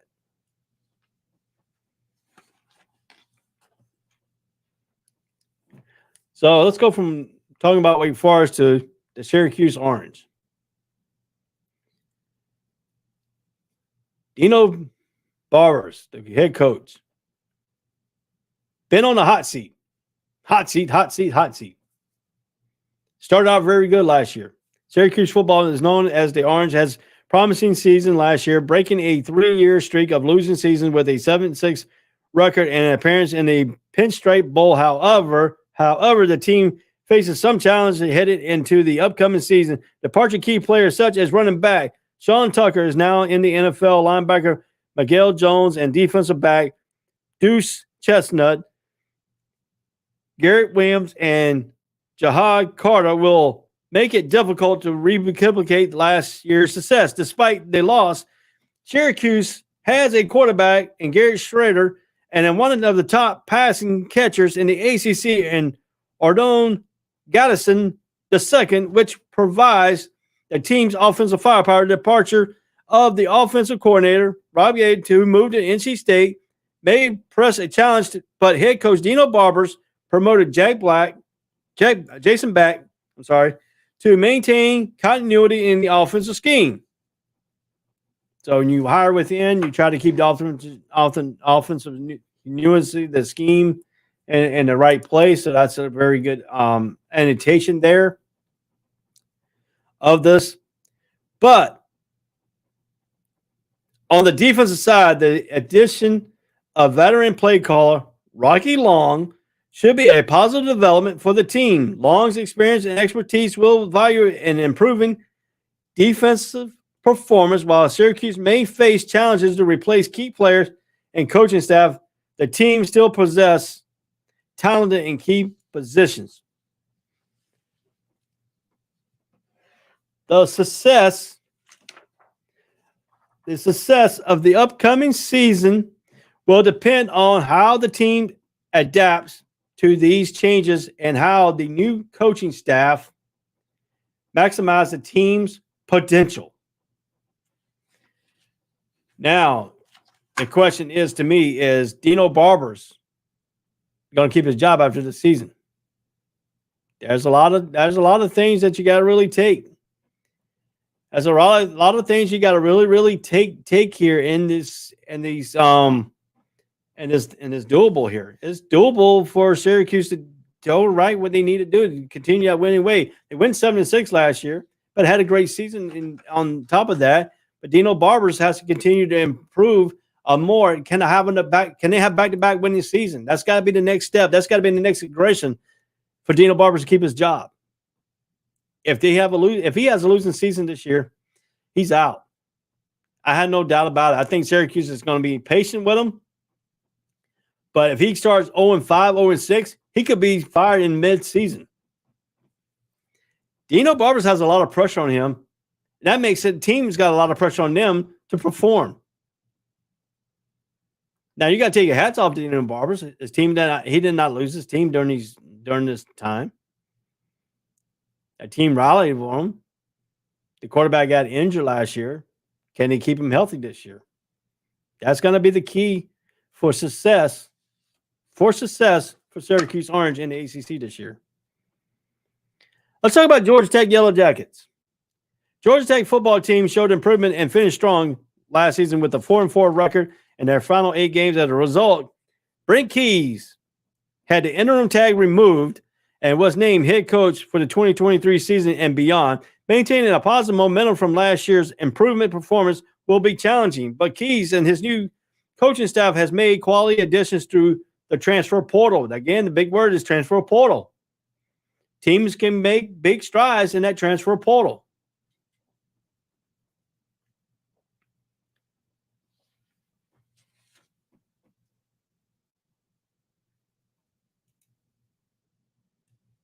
So I mean, that's got to be a key there in this, and might be getting an unexpected guess here from one of the co-owners of the All Sports All Plays Network. I just gave him the link for invited guests. Let's see if he shows up. Maybe not. We'll see if my boy shows up here. Find out who it is. So let's talk about this. Let's talk about, he is going to show up. Oh, now, big boy. Let's bring him on to the show. Let's give him a warm college ball breakdown. Welcome to Jay Ness. How you doing? What's going on, Ray? How you doing? I'm great, man. How you doing? I'm doing good. So I heard you was over there talking about Syracuse. You're talking a little bit about the transfer portal. No, the transfer portal really does change things, man. It really does, because a lot of times you see programs get stuck in a 2 to 3 year window. They got their recruits. They're kind of stuck in their ways with the player personnel they kind of put together. So the transfer portal really kind of helps out, because you're able to escape some bad decisions, add talent to areas that you weren't able to find the talent during your first go around with the recruiting. So no, the transfer portal is really changing things. It's really, really putting things in perspective of, because kids, it's easy for them to see those lights, to go to a big school or go to a school, see those lights for the first time, and buy in right away, and get there and realize it's not the situation they expected. Maybe they're not getting the playing time that they were promised. Maybe the scheme doesn't fit them. Maybe they have personality clashes with the coaching staff or some of the players on the team. So there's a lot of things that go into it, and I think that's what is making the transfer portal such a key portion of what we're seeing right now. It's like a second layer of recruiting. You know what I mean? Yeah, I mean, the transfer portal to me is like the big free agent of the NFL. Mm-hmm. Kids, I understand kids make their decision based on what they being recruited. And then they get the team, get on the team, then they got the freaking, starters are there. They fall behind a little bit in recruiting, and fall behind in the depth chart. They want to play. I understand that. But now they got a situation, if they can't get on the field, now they can hit that transfer portal and find a situation that can get them on the field. I mean, to me, at first, I was a big iffy about the transfer portal, but I get it, because teams need to get better. And you want to compete with teams like Alabama, Clemson, all the big team, Georgia, and all the SEC teams. You have to do that. You have to go and approach some of these guys. And like teams some of the teams are getting hurt, like Alabama. They're not hurting because there's some recruits that can't get on the field because they got better recruits in front of them. So they go to other teams, and you got to think about it. They're trying to get everybody's dream is trying to get to the NFL. That's Right. one thing. That's one thing that they're really trying to do, is trying to get into the NFL. And to get seen, you can't get seen sitting on the bench and just riding the bench. You got to get seen to being on the field, being productive. So I mean, it gets teams go from the bottom litter to pick some of these teams out of the Power Five and go to these smaller schools and become stars. So, Yeah. but go ahead. No, I said yeah. I was agreeing with you. Now let's talk about Syracuse. You brought up Syracuse when you came in here. Dino Barbers. He's been on a hot seat for the last 4 years. Mhm. I mean, his seat is still hot. Mhm. Is it Luke hot? Is it Strong hot? Is it going back down? Did he put the fire out? What's the status? No, I mean, that's one of those things. Syracuse is, to me, they've kind of been underperforming for what has that been? How 3-4 years in a row now? They've been what was they 7-6 last year or something like that? Yes, they were 7-6 last year, and they basically had their first winning season under Dino Barbers. Yeah. That's why he didn't get fired last year. You know what I mean? That's why he didn't get fired last year, because he finally kind of made it. But yeah, he's on the hot seat. He has to do something this year. It has to be not just a winning season, but he needs to. He kind of needs to make a bowl, man. Yeah, see, I look at it this way. Dino Barbers, I mean, he started out great last year. They had Strider, the quarterback. He got injured, then he faltered towards the end of the season. I mean, you can't understand. You got to understand that the quarterback went down. You got to understand injuries does involve quarterback, but he's got to prevail everybody else. So, I mean, really, you got to understand the situation of Dino Barbers and his situation is. But to me, I think they could have a better season this year. But with the ACC dropping into Coastal and the Atlantic Division, now you got it all fighting for that first number 1, number 2 spot. To me, for him to keep his job, I think he has to make a bowl game. I think he has to have a significant win this season. I think he has to go at least 8-5 instead of 7-6. Show improvement to keep his job here. And then let's see what Tony says here. Tony's gonna put me on the spot right here. Ray, I gotta ask: is Drake May really supposed to be the next Joe Burrow? Not doubting his skills, but to me, he hasn't elevated UNC to being a necessary powerhouse. But he hasn't elevated them to be any more competitive in the AC. That's what already are. Let me talk about that. Drake May. Drake May is not the whole team. He's the go-founder on the offense. Tar Heels are going to go as far as the defense is going to take them. And so far, under Gene Chizik, that defense has not improved any. Drake May has great potential to be an NFL quarterback, yes. But for him to caliber North Carolina, it's going to take a team effort. It's going to take his offense. He's going to keep the offense where it's going, but the defense got to stop teams. If he don't stop teams, he's going to still have to score the teams. So that's a little bit of difference there. If you look at the difference of Joe Burrow made the team, made LSU. Joe Burrow had a defense too. But hold up. I'm going to get to it. But Jamar Chase is really the factor for Joe Burrow to have that great season too. So you got to look at the aspect of the offensive scheme that Joe Burrow had underneath him. He had a running game, he had a wide receiving core, had a defense, had all that stuff. North Carolina don't have that. North Carolina had a good offensive side of the ball and a weak defense. And that's the pressure that Drake May is going to be under. Yes, I mean, people are saying, can he be the next Joe Burrow? Can he be the next so-and-so? He's got to face the fact that it's a team game, that UNC's got to put people around him, and the defense has got to be on the ball because North Carolina's offenses can't keep outscoring teams to win games. And that's what happened in the last 4 games of the season. So I agree to disagree with you because, first of all, Joe Burrow is an amazing talent. But Joe Burrow had also a plethora of amazing talent around him, from the offensive line to the running back position to the wide receivers. He had a great team around him. So he was able to go out there and really relax and perform like Joe Burrow knows he can perform. Now, looking at Drake May, Drake is doing his thing. He threw for 4,300 yards last season, 38 touchdowns to 7 interceptions, 66% pass completion. I mean, he's doing his thing.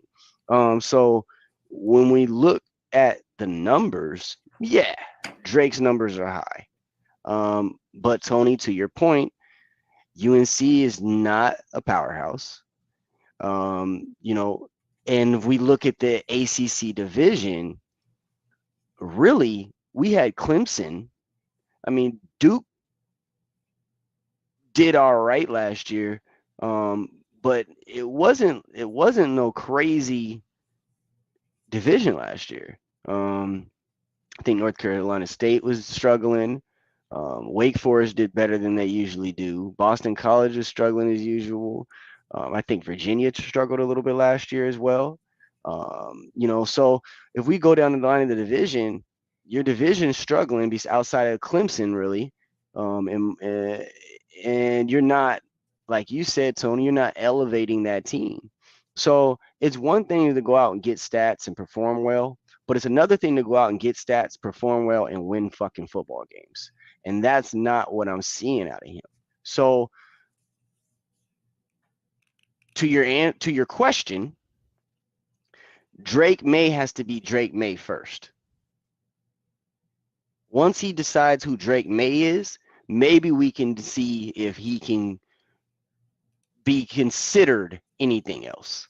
Right now, I think this season, we need to see him become Drake May before we start comparing him to anybody else. And that's gonna take too. The offensive line's got to keep him upright. He got sacked 40 times last year. Yeah, but again though, even when you look at Joe Burrow, and that's why I said Joe Burrow's a great fucking talent. He was a great talent in college. And the thing about Joe is when he had the opportunity to perform, he did. So when the offensive line did break down, it did have some struggles, he was able to show his talents at those moments and still get the ball out, still make it tremendous plays, still, you know, do what was necessary to win the football game. And that's where we stop when I see, you know, when we talk about Drake. And that's why I say, you know, before anything, he needs to become Drake May. Yeah. To me, I think when he runs the ball, sometimes he gets that competitive spring. He needs to stop jumping in the air, getting hit, getting helicoptered to the goal line. I know he's trying to make plays, but that's a risk of injuries. I mean, so far he's lucky. He ain't got injured yet. Knock on wood, but hopefully, he turns around his competitive side. But to me, I'm going to tell you though, Ray, that's something right now that UNC needs.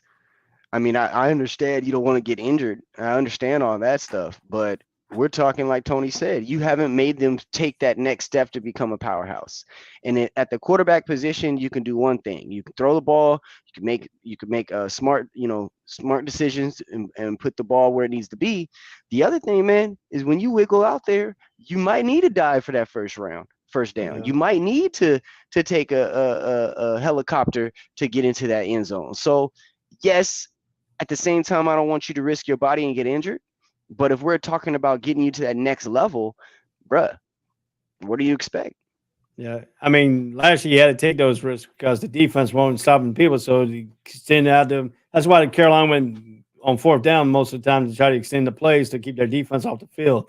This year they got some key transfers that come in, could blossom that defense up a little bit. Gene Chizik is now in his second complete year. Rebuilding. So the defense is going to be still the rely point of North Carolina. I mean, the offense is going to take care of itself because they got that wide receiver from Kent State who gave Georgia a fit last year and that speed in Walker. But you got to look at UNC's defense.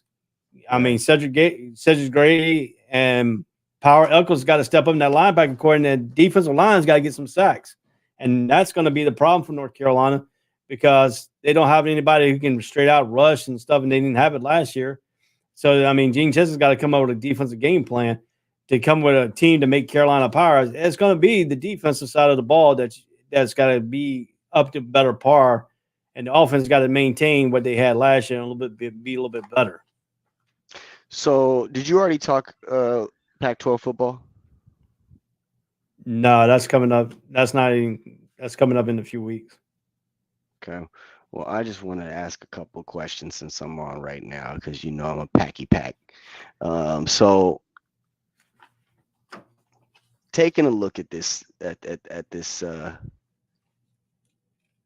this division, we got the USC Trojans who made a very nice run last year towards the end of the season. They come into the season. Are they ranked right now? Yeah, because No? they still got Williams. They're They still got 12th. Williams at quarterback. They Yeah, still got so they're Williams at ranked quarterback. 12th. Okay, so looking at the top 25, we got Washington at 8, Utah at 10, USC at 12, Oregon at 15, Oregon State at 17, UCLA at 21. Okay. Mm-hmm. Now that's stacked, if you ask me. That's pretty stacked as a division. So looking at that, we got Colorado, who finished 1-8 last year. Okay. Now we were talking about the transfer portal and what the transfer portal means right now in college football. So they finished 1-8 last year. Does that record mean anything coming into this? No, because it's a brand new team. Because over 41 of their players left in the transfer portal when Deion Sanders told them, "Hey, if y'all ain't gonna be here when I get here." So they told him to go, and he brought in his players. So it's gonna be a totally different team this year. I mean, Deion Sanders got his son at quarterback. I mean, to me, it's got to bring some of these transfers in from Jackson State and all over the other places that wanted to play for him. I mean, he got some big time players out of other big time school to come over there. He got the number one cornerback this year recruit. He got some receivers that transferred over. He took a couple of people with him from Jackson. Took his son. He took I think 2 receivers. Yeah, he took both his sons. And then one of his sons plays corner, right?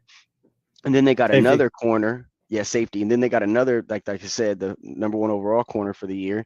I mean, but looking at that, you know, now taking that into perspective, I agree. It's a completely different team this year. The Colorado Buffaloes are going to be a completely new squad, all the way from the coach all the way down.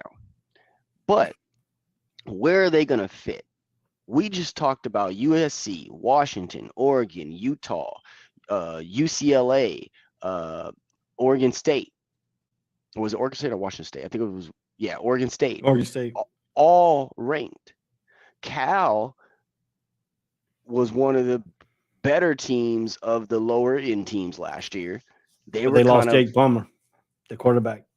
They did, but I think that towards the end of the year, they kind of hit a little bit of a stride. It showed a little bit of signs of that team kind of coming together. That team is kind of young outside of their quarterback. So you're looking at that. ASU with Kenny Dillingham. He's gotten a lot of new players in, some nice transfers, a nice recruiting class. So this division is going to be stacked for the first time in a very long time. And this division is going to be one of the most watched divisions this year, due to the fact that Caleb Williams, Deion Sanders, now here's another factor that people I don't think are looking at when they look at Washington. Their dude, I forget his name right now, but their quarterback just went to the NFL as well. So I don't want to say this division's up for grabs, because UCLA, USC and Oregon still look very strong, and USC got better. So my question is, does Colorado have a chance? Colorado could have a chance because you see some of the trends in college football. First year coach takes over a program. You don't know what they're going to run. You don't know what defense they're going to run. You can go back to the old where he was before to look at some of the game film, but you got different players on the team that you got now, and a little bit more athletic team and a little bit more depth team because you're picking from other teams, from other Power 5 conferences. You're picking players that are, coming in because you recognize Deion Sanders' name. His name recognition alone will get some major recruits to come in, but I like Deion Sanders as a coach. I'm going to tell you why. Deion Sanders does not take any points, any crap. I'm going to just say it, any bullshit. Deion Sanders has came out and stated when he got to Colorado, he came out and stated personally, if he sees his football player not open a door for a woman, they don't play the next game. So he puts discipline. They're going to be a very, very disciplined team. Oh, and then he don't allow them wear earrings in the ear. They dress up in suits, go to games professionally as a team, and he buys in, and they buy into that. Colorado has to buy into what Deion Sanders is selling, and what he can do is, because he got the transfer portal, he's got players that are buying into his philosophy. And if they buy in, it could be a surprising team, but they're only predicted to be number 6 in the conference this year under Deion Sanders' first year. That's a prediction that most publications have gotten them into. That have seen this year, they are predicted to be number 6 in the conference. So, I mean, I can see it. You got Oregon, USC, Utah are gonna be strong. UCLA to me finished well last year at 6-3. Washington finished at 7-2. I think UCLA will end up leapfrogging Washington in the division. So I think that's going to be your 4th. Washington, I think there's an opportunity there for Oregon State, who finished very well at the end of the season last year as well. They were 5-1 at home. The only thing that Washington had on their side to me that still keeps them very strong is they were 7-0 at home, and that's big. That's big. So we're gonna see what happens with that. But those division totals 7-2. UCLA is 6-3. These are all division splits. But that, to me, I'm looking at that because I think that's going to be more important going into this season than anything else, is how they fared against each other last year, where they were at the end of the season last year, coming into this season. So I do agree with you. The super duper wild card, obviously, Colorado. I think another wild card is Washington because of the changes there. ASU is another one. I don't think they're going to leapfrog into the top 4 this year in the Pac-12, but they have a chance to surprise some people as well with Coach Dillingham coming down there from Oregon. So there's a lot of movement in the Pac-12. I'm excited because this is probably the best the division has been coming into a season for a while. Now, since you brought up ASU, Arizona State University, the team that's out there in Arizona that you follow, the team that you go into the skybox and take pictures and show the field, are you excited for the high octane offense that could have potentially that Dillingham brings from Oregon to ASU? So I'm definitely excited to see what changes. I'm definitely excited to see them take the field this season, because we've been waiting for this for the last few seasons. We had Jay Daniels, and he didn't turn out. Then he went to LSU and kind of balled out. Then we get Embry from LSU, thinking he's gonna come over here and ball out, and he fucking shat the bed. And then we get the homegrown guy coming off the bench in the last few games, which everybody was calling for him to come out to replace Embry in the mid-season.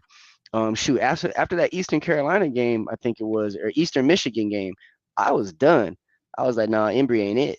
So we waited and waited to the end of the season. Then the home grown boy comes in and he shows out.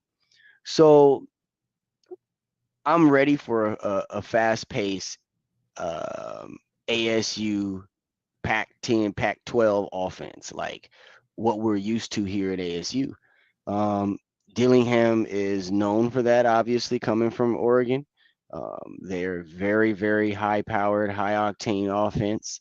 I'm hoping to see some highlights of that this season. But let's be honest, and let's be real with ourselves.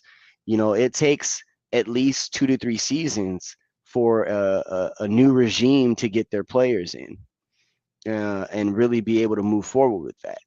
Now, of course, we're dealing with a little bit of a different, playing field right now with the transfer portal. The transfer portal kind of helps move that along and speed the process up to get your players here, because you can get players in quicker and kind of move with your guys, so to speak, kind of what we've seen with Oklahoma and what's his name. But I just think at the end of the day, I'm wishful thinking. As you know, that's my squad. But I'm hoping we see a lot of it. I know it's going to be changes. I know we're going to see the offense, whether it gels and whether it clicks and whether we are able to succeed with it this year is yet to be determined.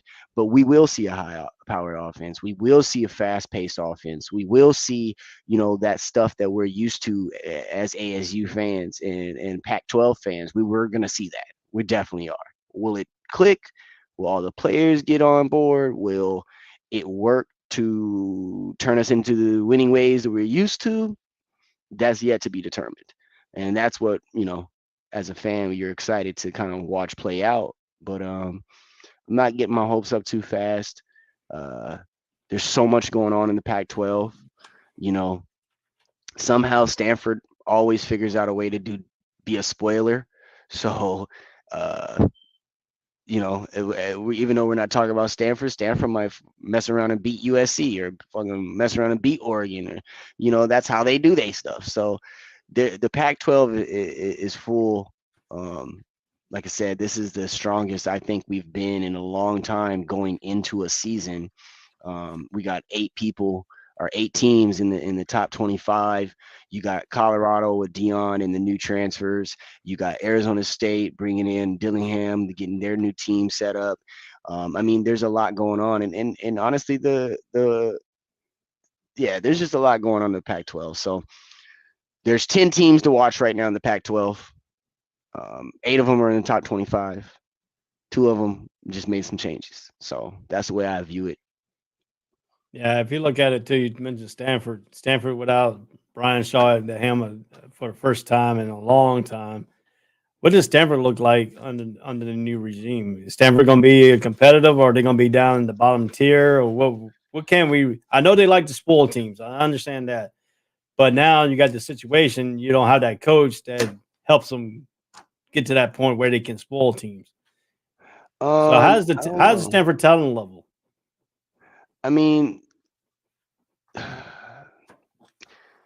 Here's the thing. Stanford finished bad last. Obviously they had the big upset towards the end of the season, but Stanford had a rough season. And let's be honest, the one thing about the transfer portal, it can work for you or it can work against you.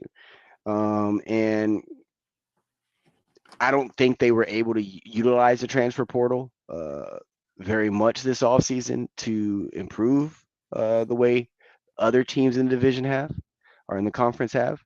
And looking at their schedule, Stanford about to get tore down. They open up against Hawaii. Week 2, they're at USC. Then they play Sacramento and Arizona. Those 2 games right there are going to be their window to really see where the heck they at, because they can go. I honestly think Hawaii beats them. Obviously, USC is gonna put up a 50 burger on them. And then you come out of there 0-2. Do you go into Sacramento and Arizona and come out of there 0-4, or do you come out of there 2-2 at 500? Because after that, the road does not look good. You go Oregon, Colorado, UCLA, Washington State, Oregon State, Cal. You get to breathe a little bit, and then you play Notre Dame. And we're yet to see what Notre Dame gonna look like, but they always look good. So, but Stanford about to do 2 chicken nuggets this season. They got 2 chicken nuggets. But Notre Dame's going to be dangerous because they got Sam Hartman to transfer out of Wake Forest University, the quarterback this year. So Notre Dame's going to look impressive. So, yeah, I don't know, man. I just think at the end of the day, Stanford ain't got no chance after looking at, I already didn't think they had a chance, but after re-looking over their schedule, they don't got a chance. I mean, honestly, bro, like, even I'm going to look at Colorado's schedule real quick, because that's the thing, man. We cannibalize ourselves in the Pac-12. You look at like Alabama, you look at Clemson, when I look at their conferences, there's like 4, 5, 6 teams that just, they got flat tires on the way to the stadium. Yeah. You know what I mean?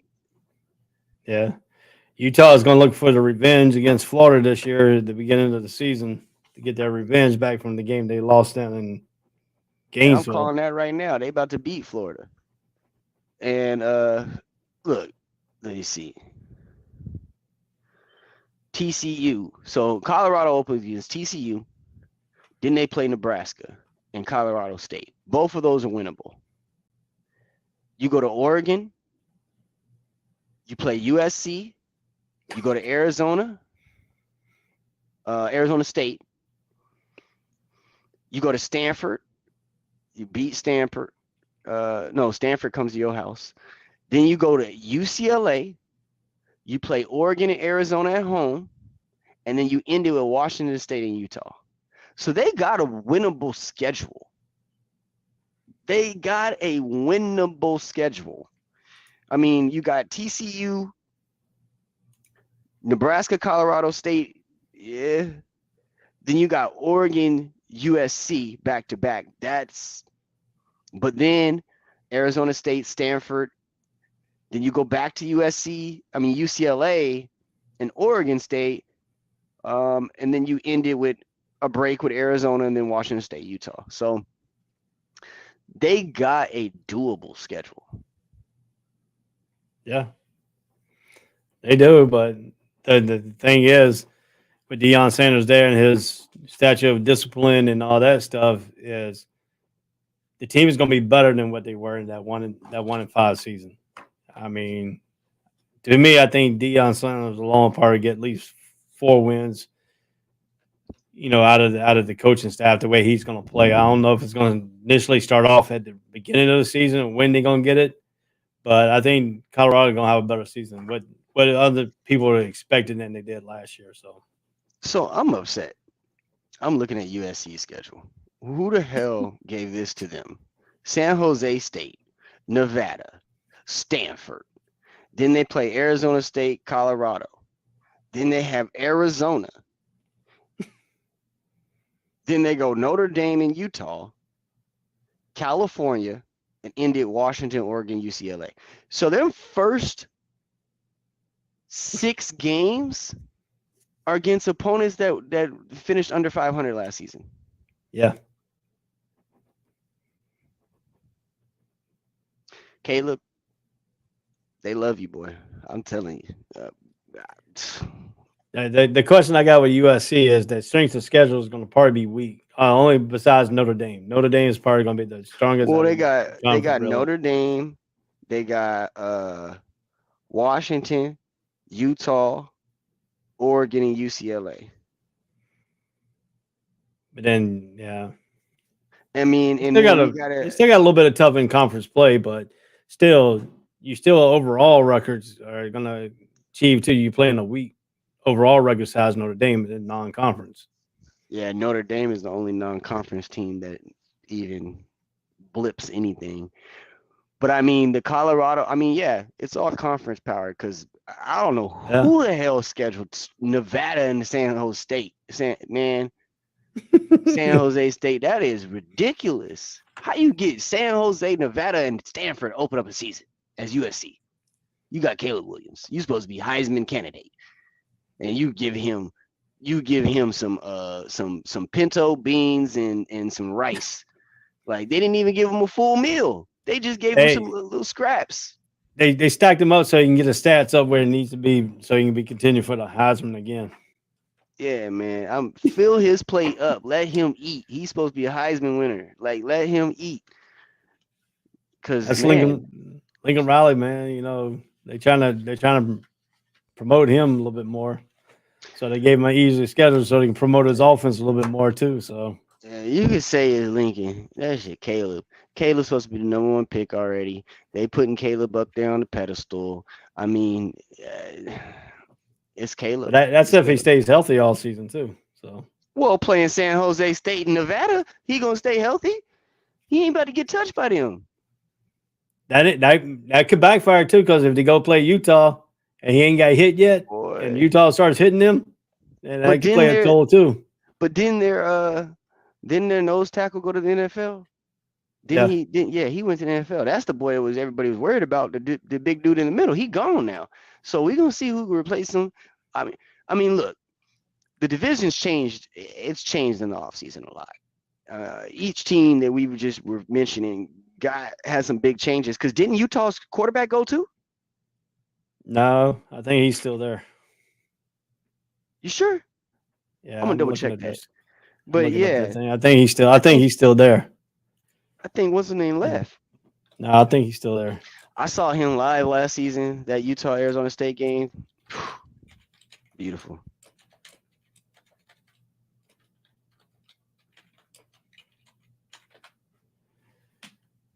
Let's see here.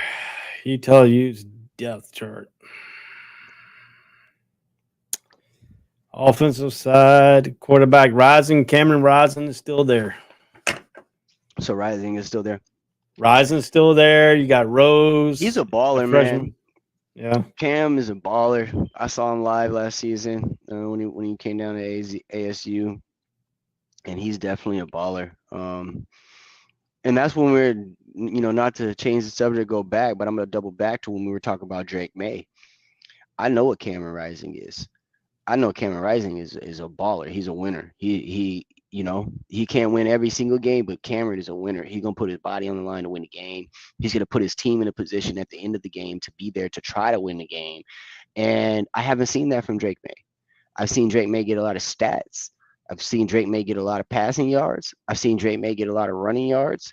But I haven't seen that determination to win a football game the same way that I see it in guys like Cam Rising. To double back what I was saying. I can kind of dig that a little bit because Drake May has put the Tar Heels in chance to win, but the defense gave up the go-ahead touchdown every time.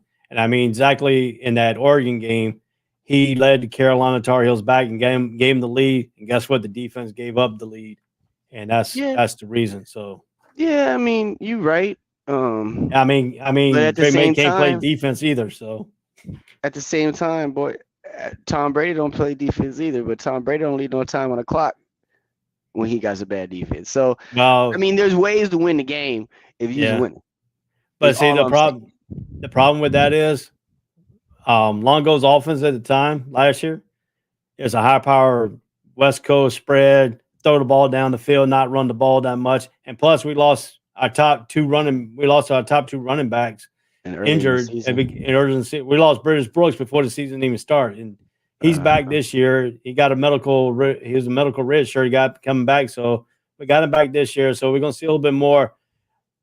Carolina's running back he's got 4 deep running backs that can play actual ball. They got a speedster, they got a power guy, and they got a guy who can be power and a speedster. So then hopefully this year we see some more running because yes, Drake May can pick the stats up. He can fill that stat sheet up. He threw for almost 5,000 yards last season, 38 touchdowns, only has 7 interceptions, rushed for over 700 yards or almost 700 yards. So we know he's a baller, but can you win football games? And it's only, oh well, we don't have no defense for so long till you got to figure out a way. Because other than that, I don't give a damn if you ain't got a defense, if you have a defense, if you got the same record as the losing team next to you, I don't care what you got on the team, you still a losing team. It don't matter at the end of the season. So, they just got to figure out a way to give, put their team in a better position. I like Drake though. I just don't like the comparisons to anybody right now. Drake May still trying to find out who Drake May is. I don't compare. I mean, I don't know. It's an old cliche. Everybody wants to compare everybody to somebody. Yep. Why can't they just be their own self? Why they got to compare them to this kid?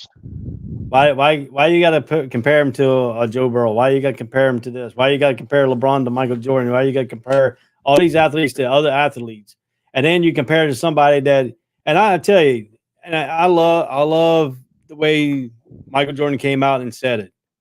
When Marvin Rashad asked him, "Are you the GOAT?" He says, "I can't tell you that. I can't tell you because I never played against." He said, "I can't tell you that because I never played against Wilt Chamberlain. I never played against Jerry West. I never played against the people that were before me." And that's the great narrative. But you can only be the GOAT of your time, man. You can only be the greatest of your time. Because like you said, like you the old saying is you're only pushed as hard as your competition. Yeah. You're only gonna, if the record's 10.0, you're gonna beat it at 9.8. You know what I mean? And then the next person's going to beat it at 9.6.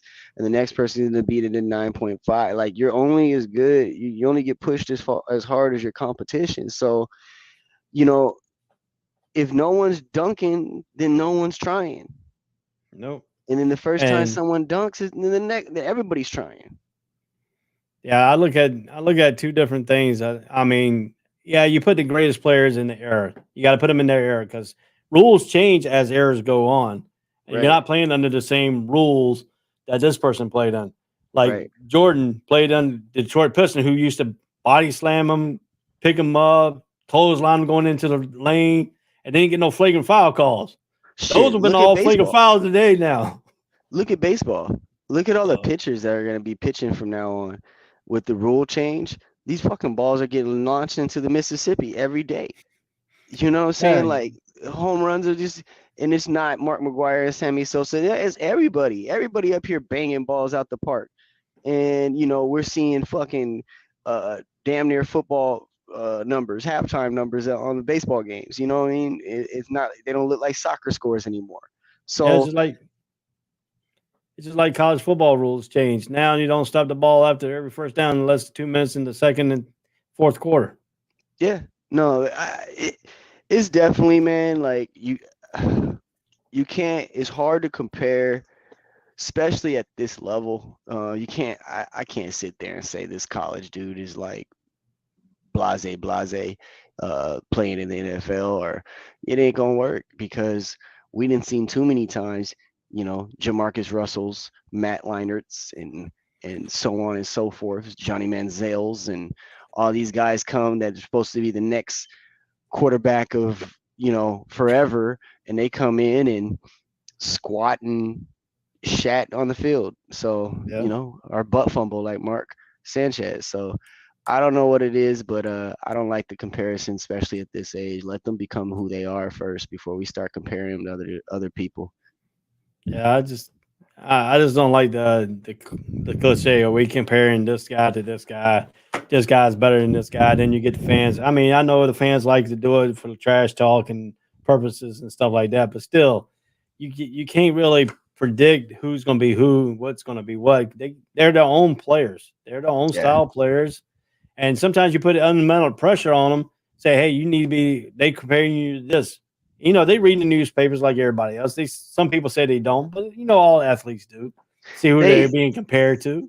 I mean, I'm sure there's a couple of athletes out there that don't, but I know there's more that are closer to the KD fucking four burner accounts, commenting or fighting with himself on his own posts and shit. So, I mean, look, we're all human at the end of the day. I don't care if you're a basketball player, football player, whatever, a lawyer, whoever the hell. It don't matter. We're all human at the end of the day.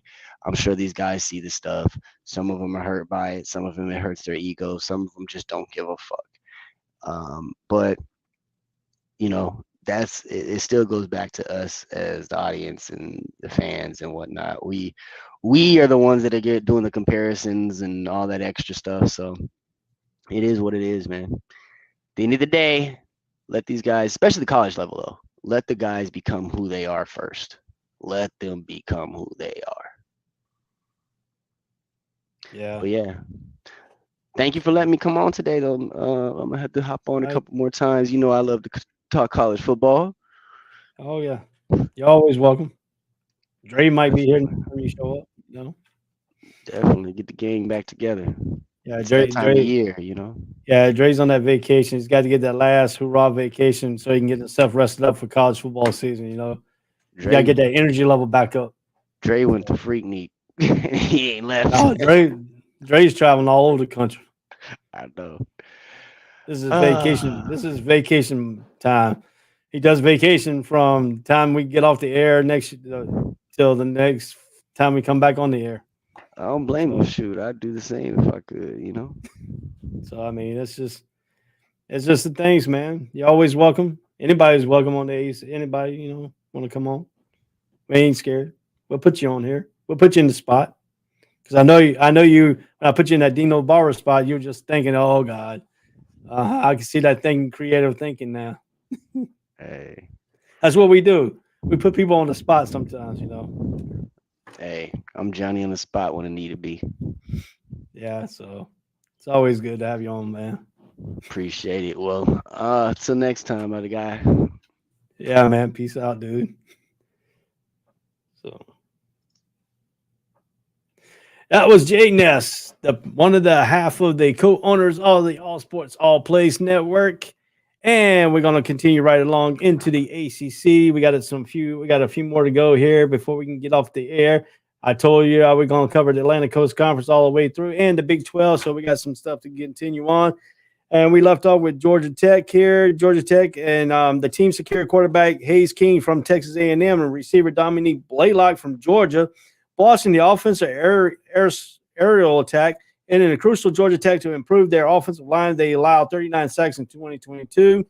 The coaching staff addressed these issues by bringing in several potential additions. On the defensive side, coordinator Andrew Tacker was retained after a unit limited opponents 5.6 yards per snap last season. The team also added some transfer portal players to bolster the defense side. However, the departure of defensive end Kaylon White, linebackers Charlie Thompson, and cornerback Jamar Walton creates a need for new players to step up and fill the shoes. Overall, Georgia Tech is aimed to continue building on the process made last year under Brent Key's leadership. In addition, the transfer portal, particular at a key position later, like quarterbacks and receivers, should provide a boost into the offense retention. The defensive coordinator Andrew Thacker, in addition to of portal players, should help maintain the defensive performance. However, the team will need to fill the void left by departure players. So we're going to move right along here. We're going to continue with Virginia Tech. Virginia Tech football is in 2023 season with the goal of improving their sluggish offensive average of only 19.3 points per game in 2022. Coach Brent Pry has focused in addressing this issue through the transfer portal. The team has acquired quarterback Kenyon Dromes from Baylor to compete with Gary Wells as any key of running back and such, and Bolyaz Tuyan, the receiver, like Al Jennings III. The offensive line performance will also be crucial for the offensive side significantly.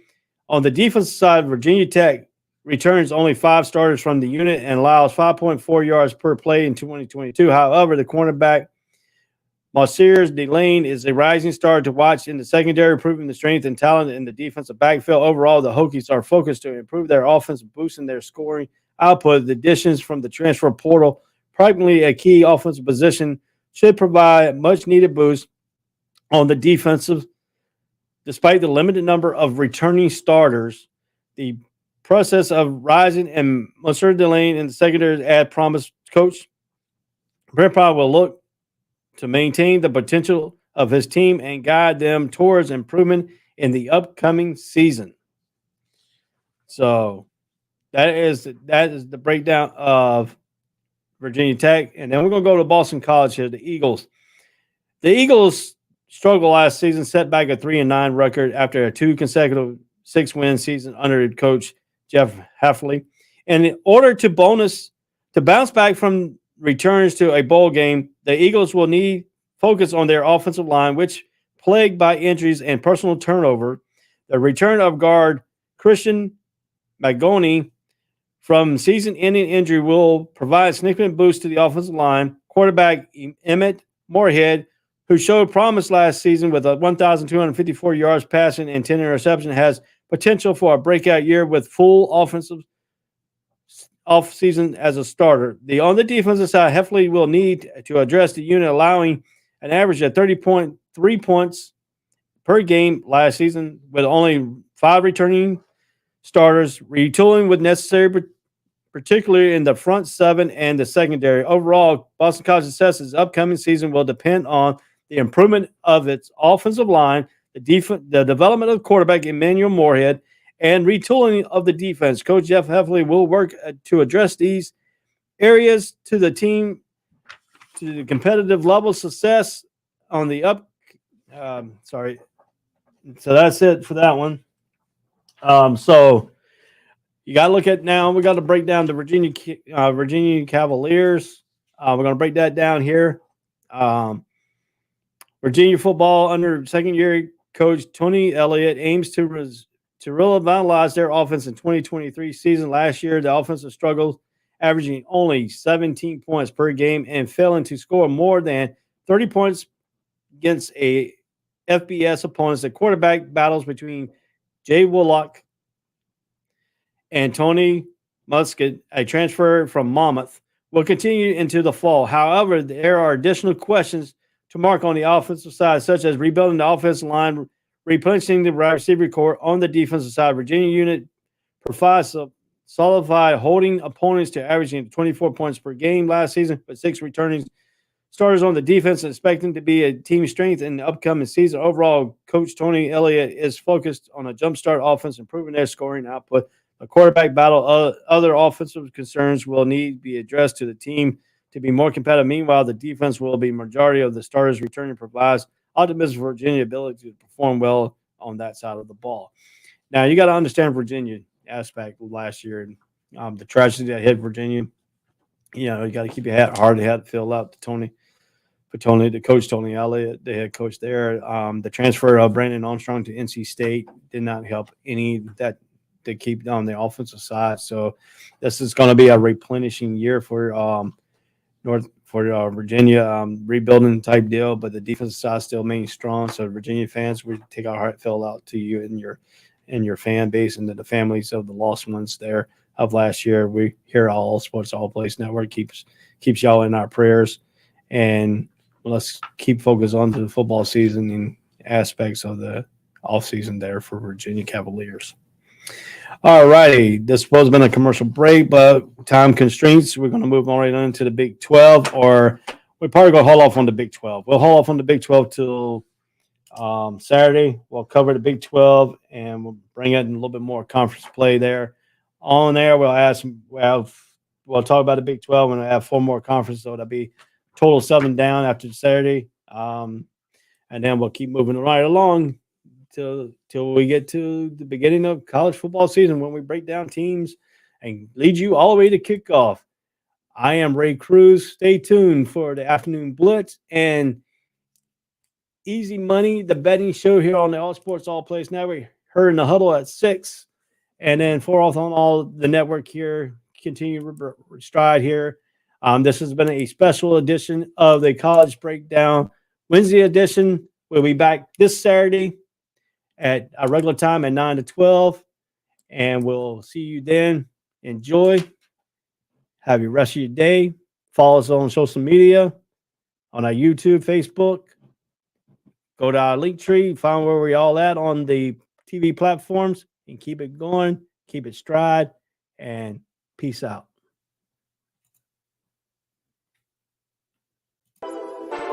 All sports, all plays. All sports, all plays. All sports, all plays. 365, we making a plays. You talking the game, get you to the days. We're high in the court, the dime in the lane. Variety topics, living the same. All presentation, sports information. Hitting the airways, taking the nation. All sport, all plays, like working your faces. Grace at the field, so tie the laces. All sports, all plays.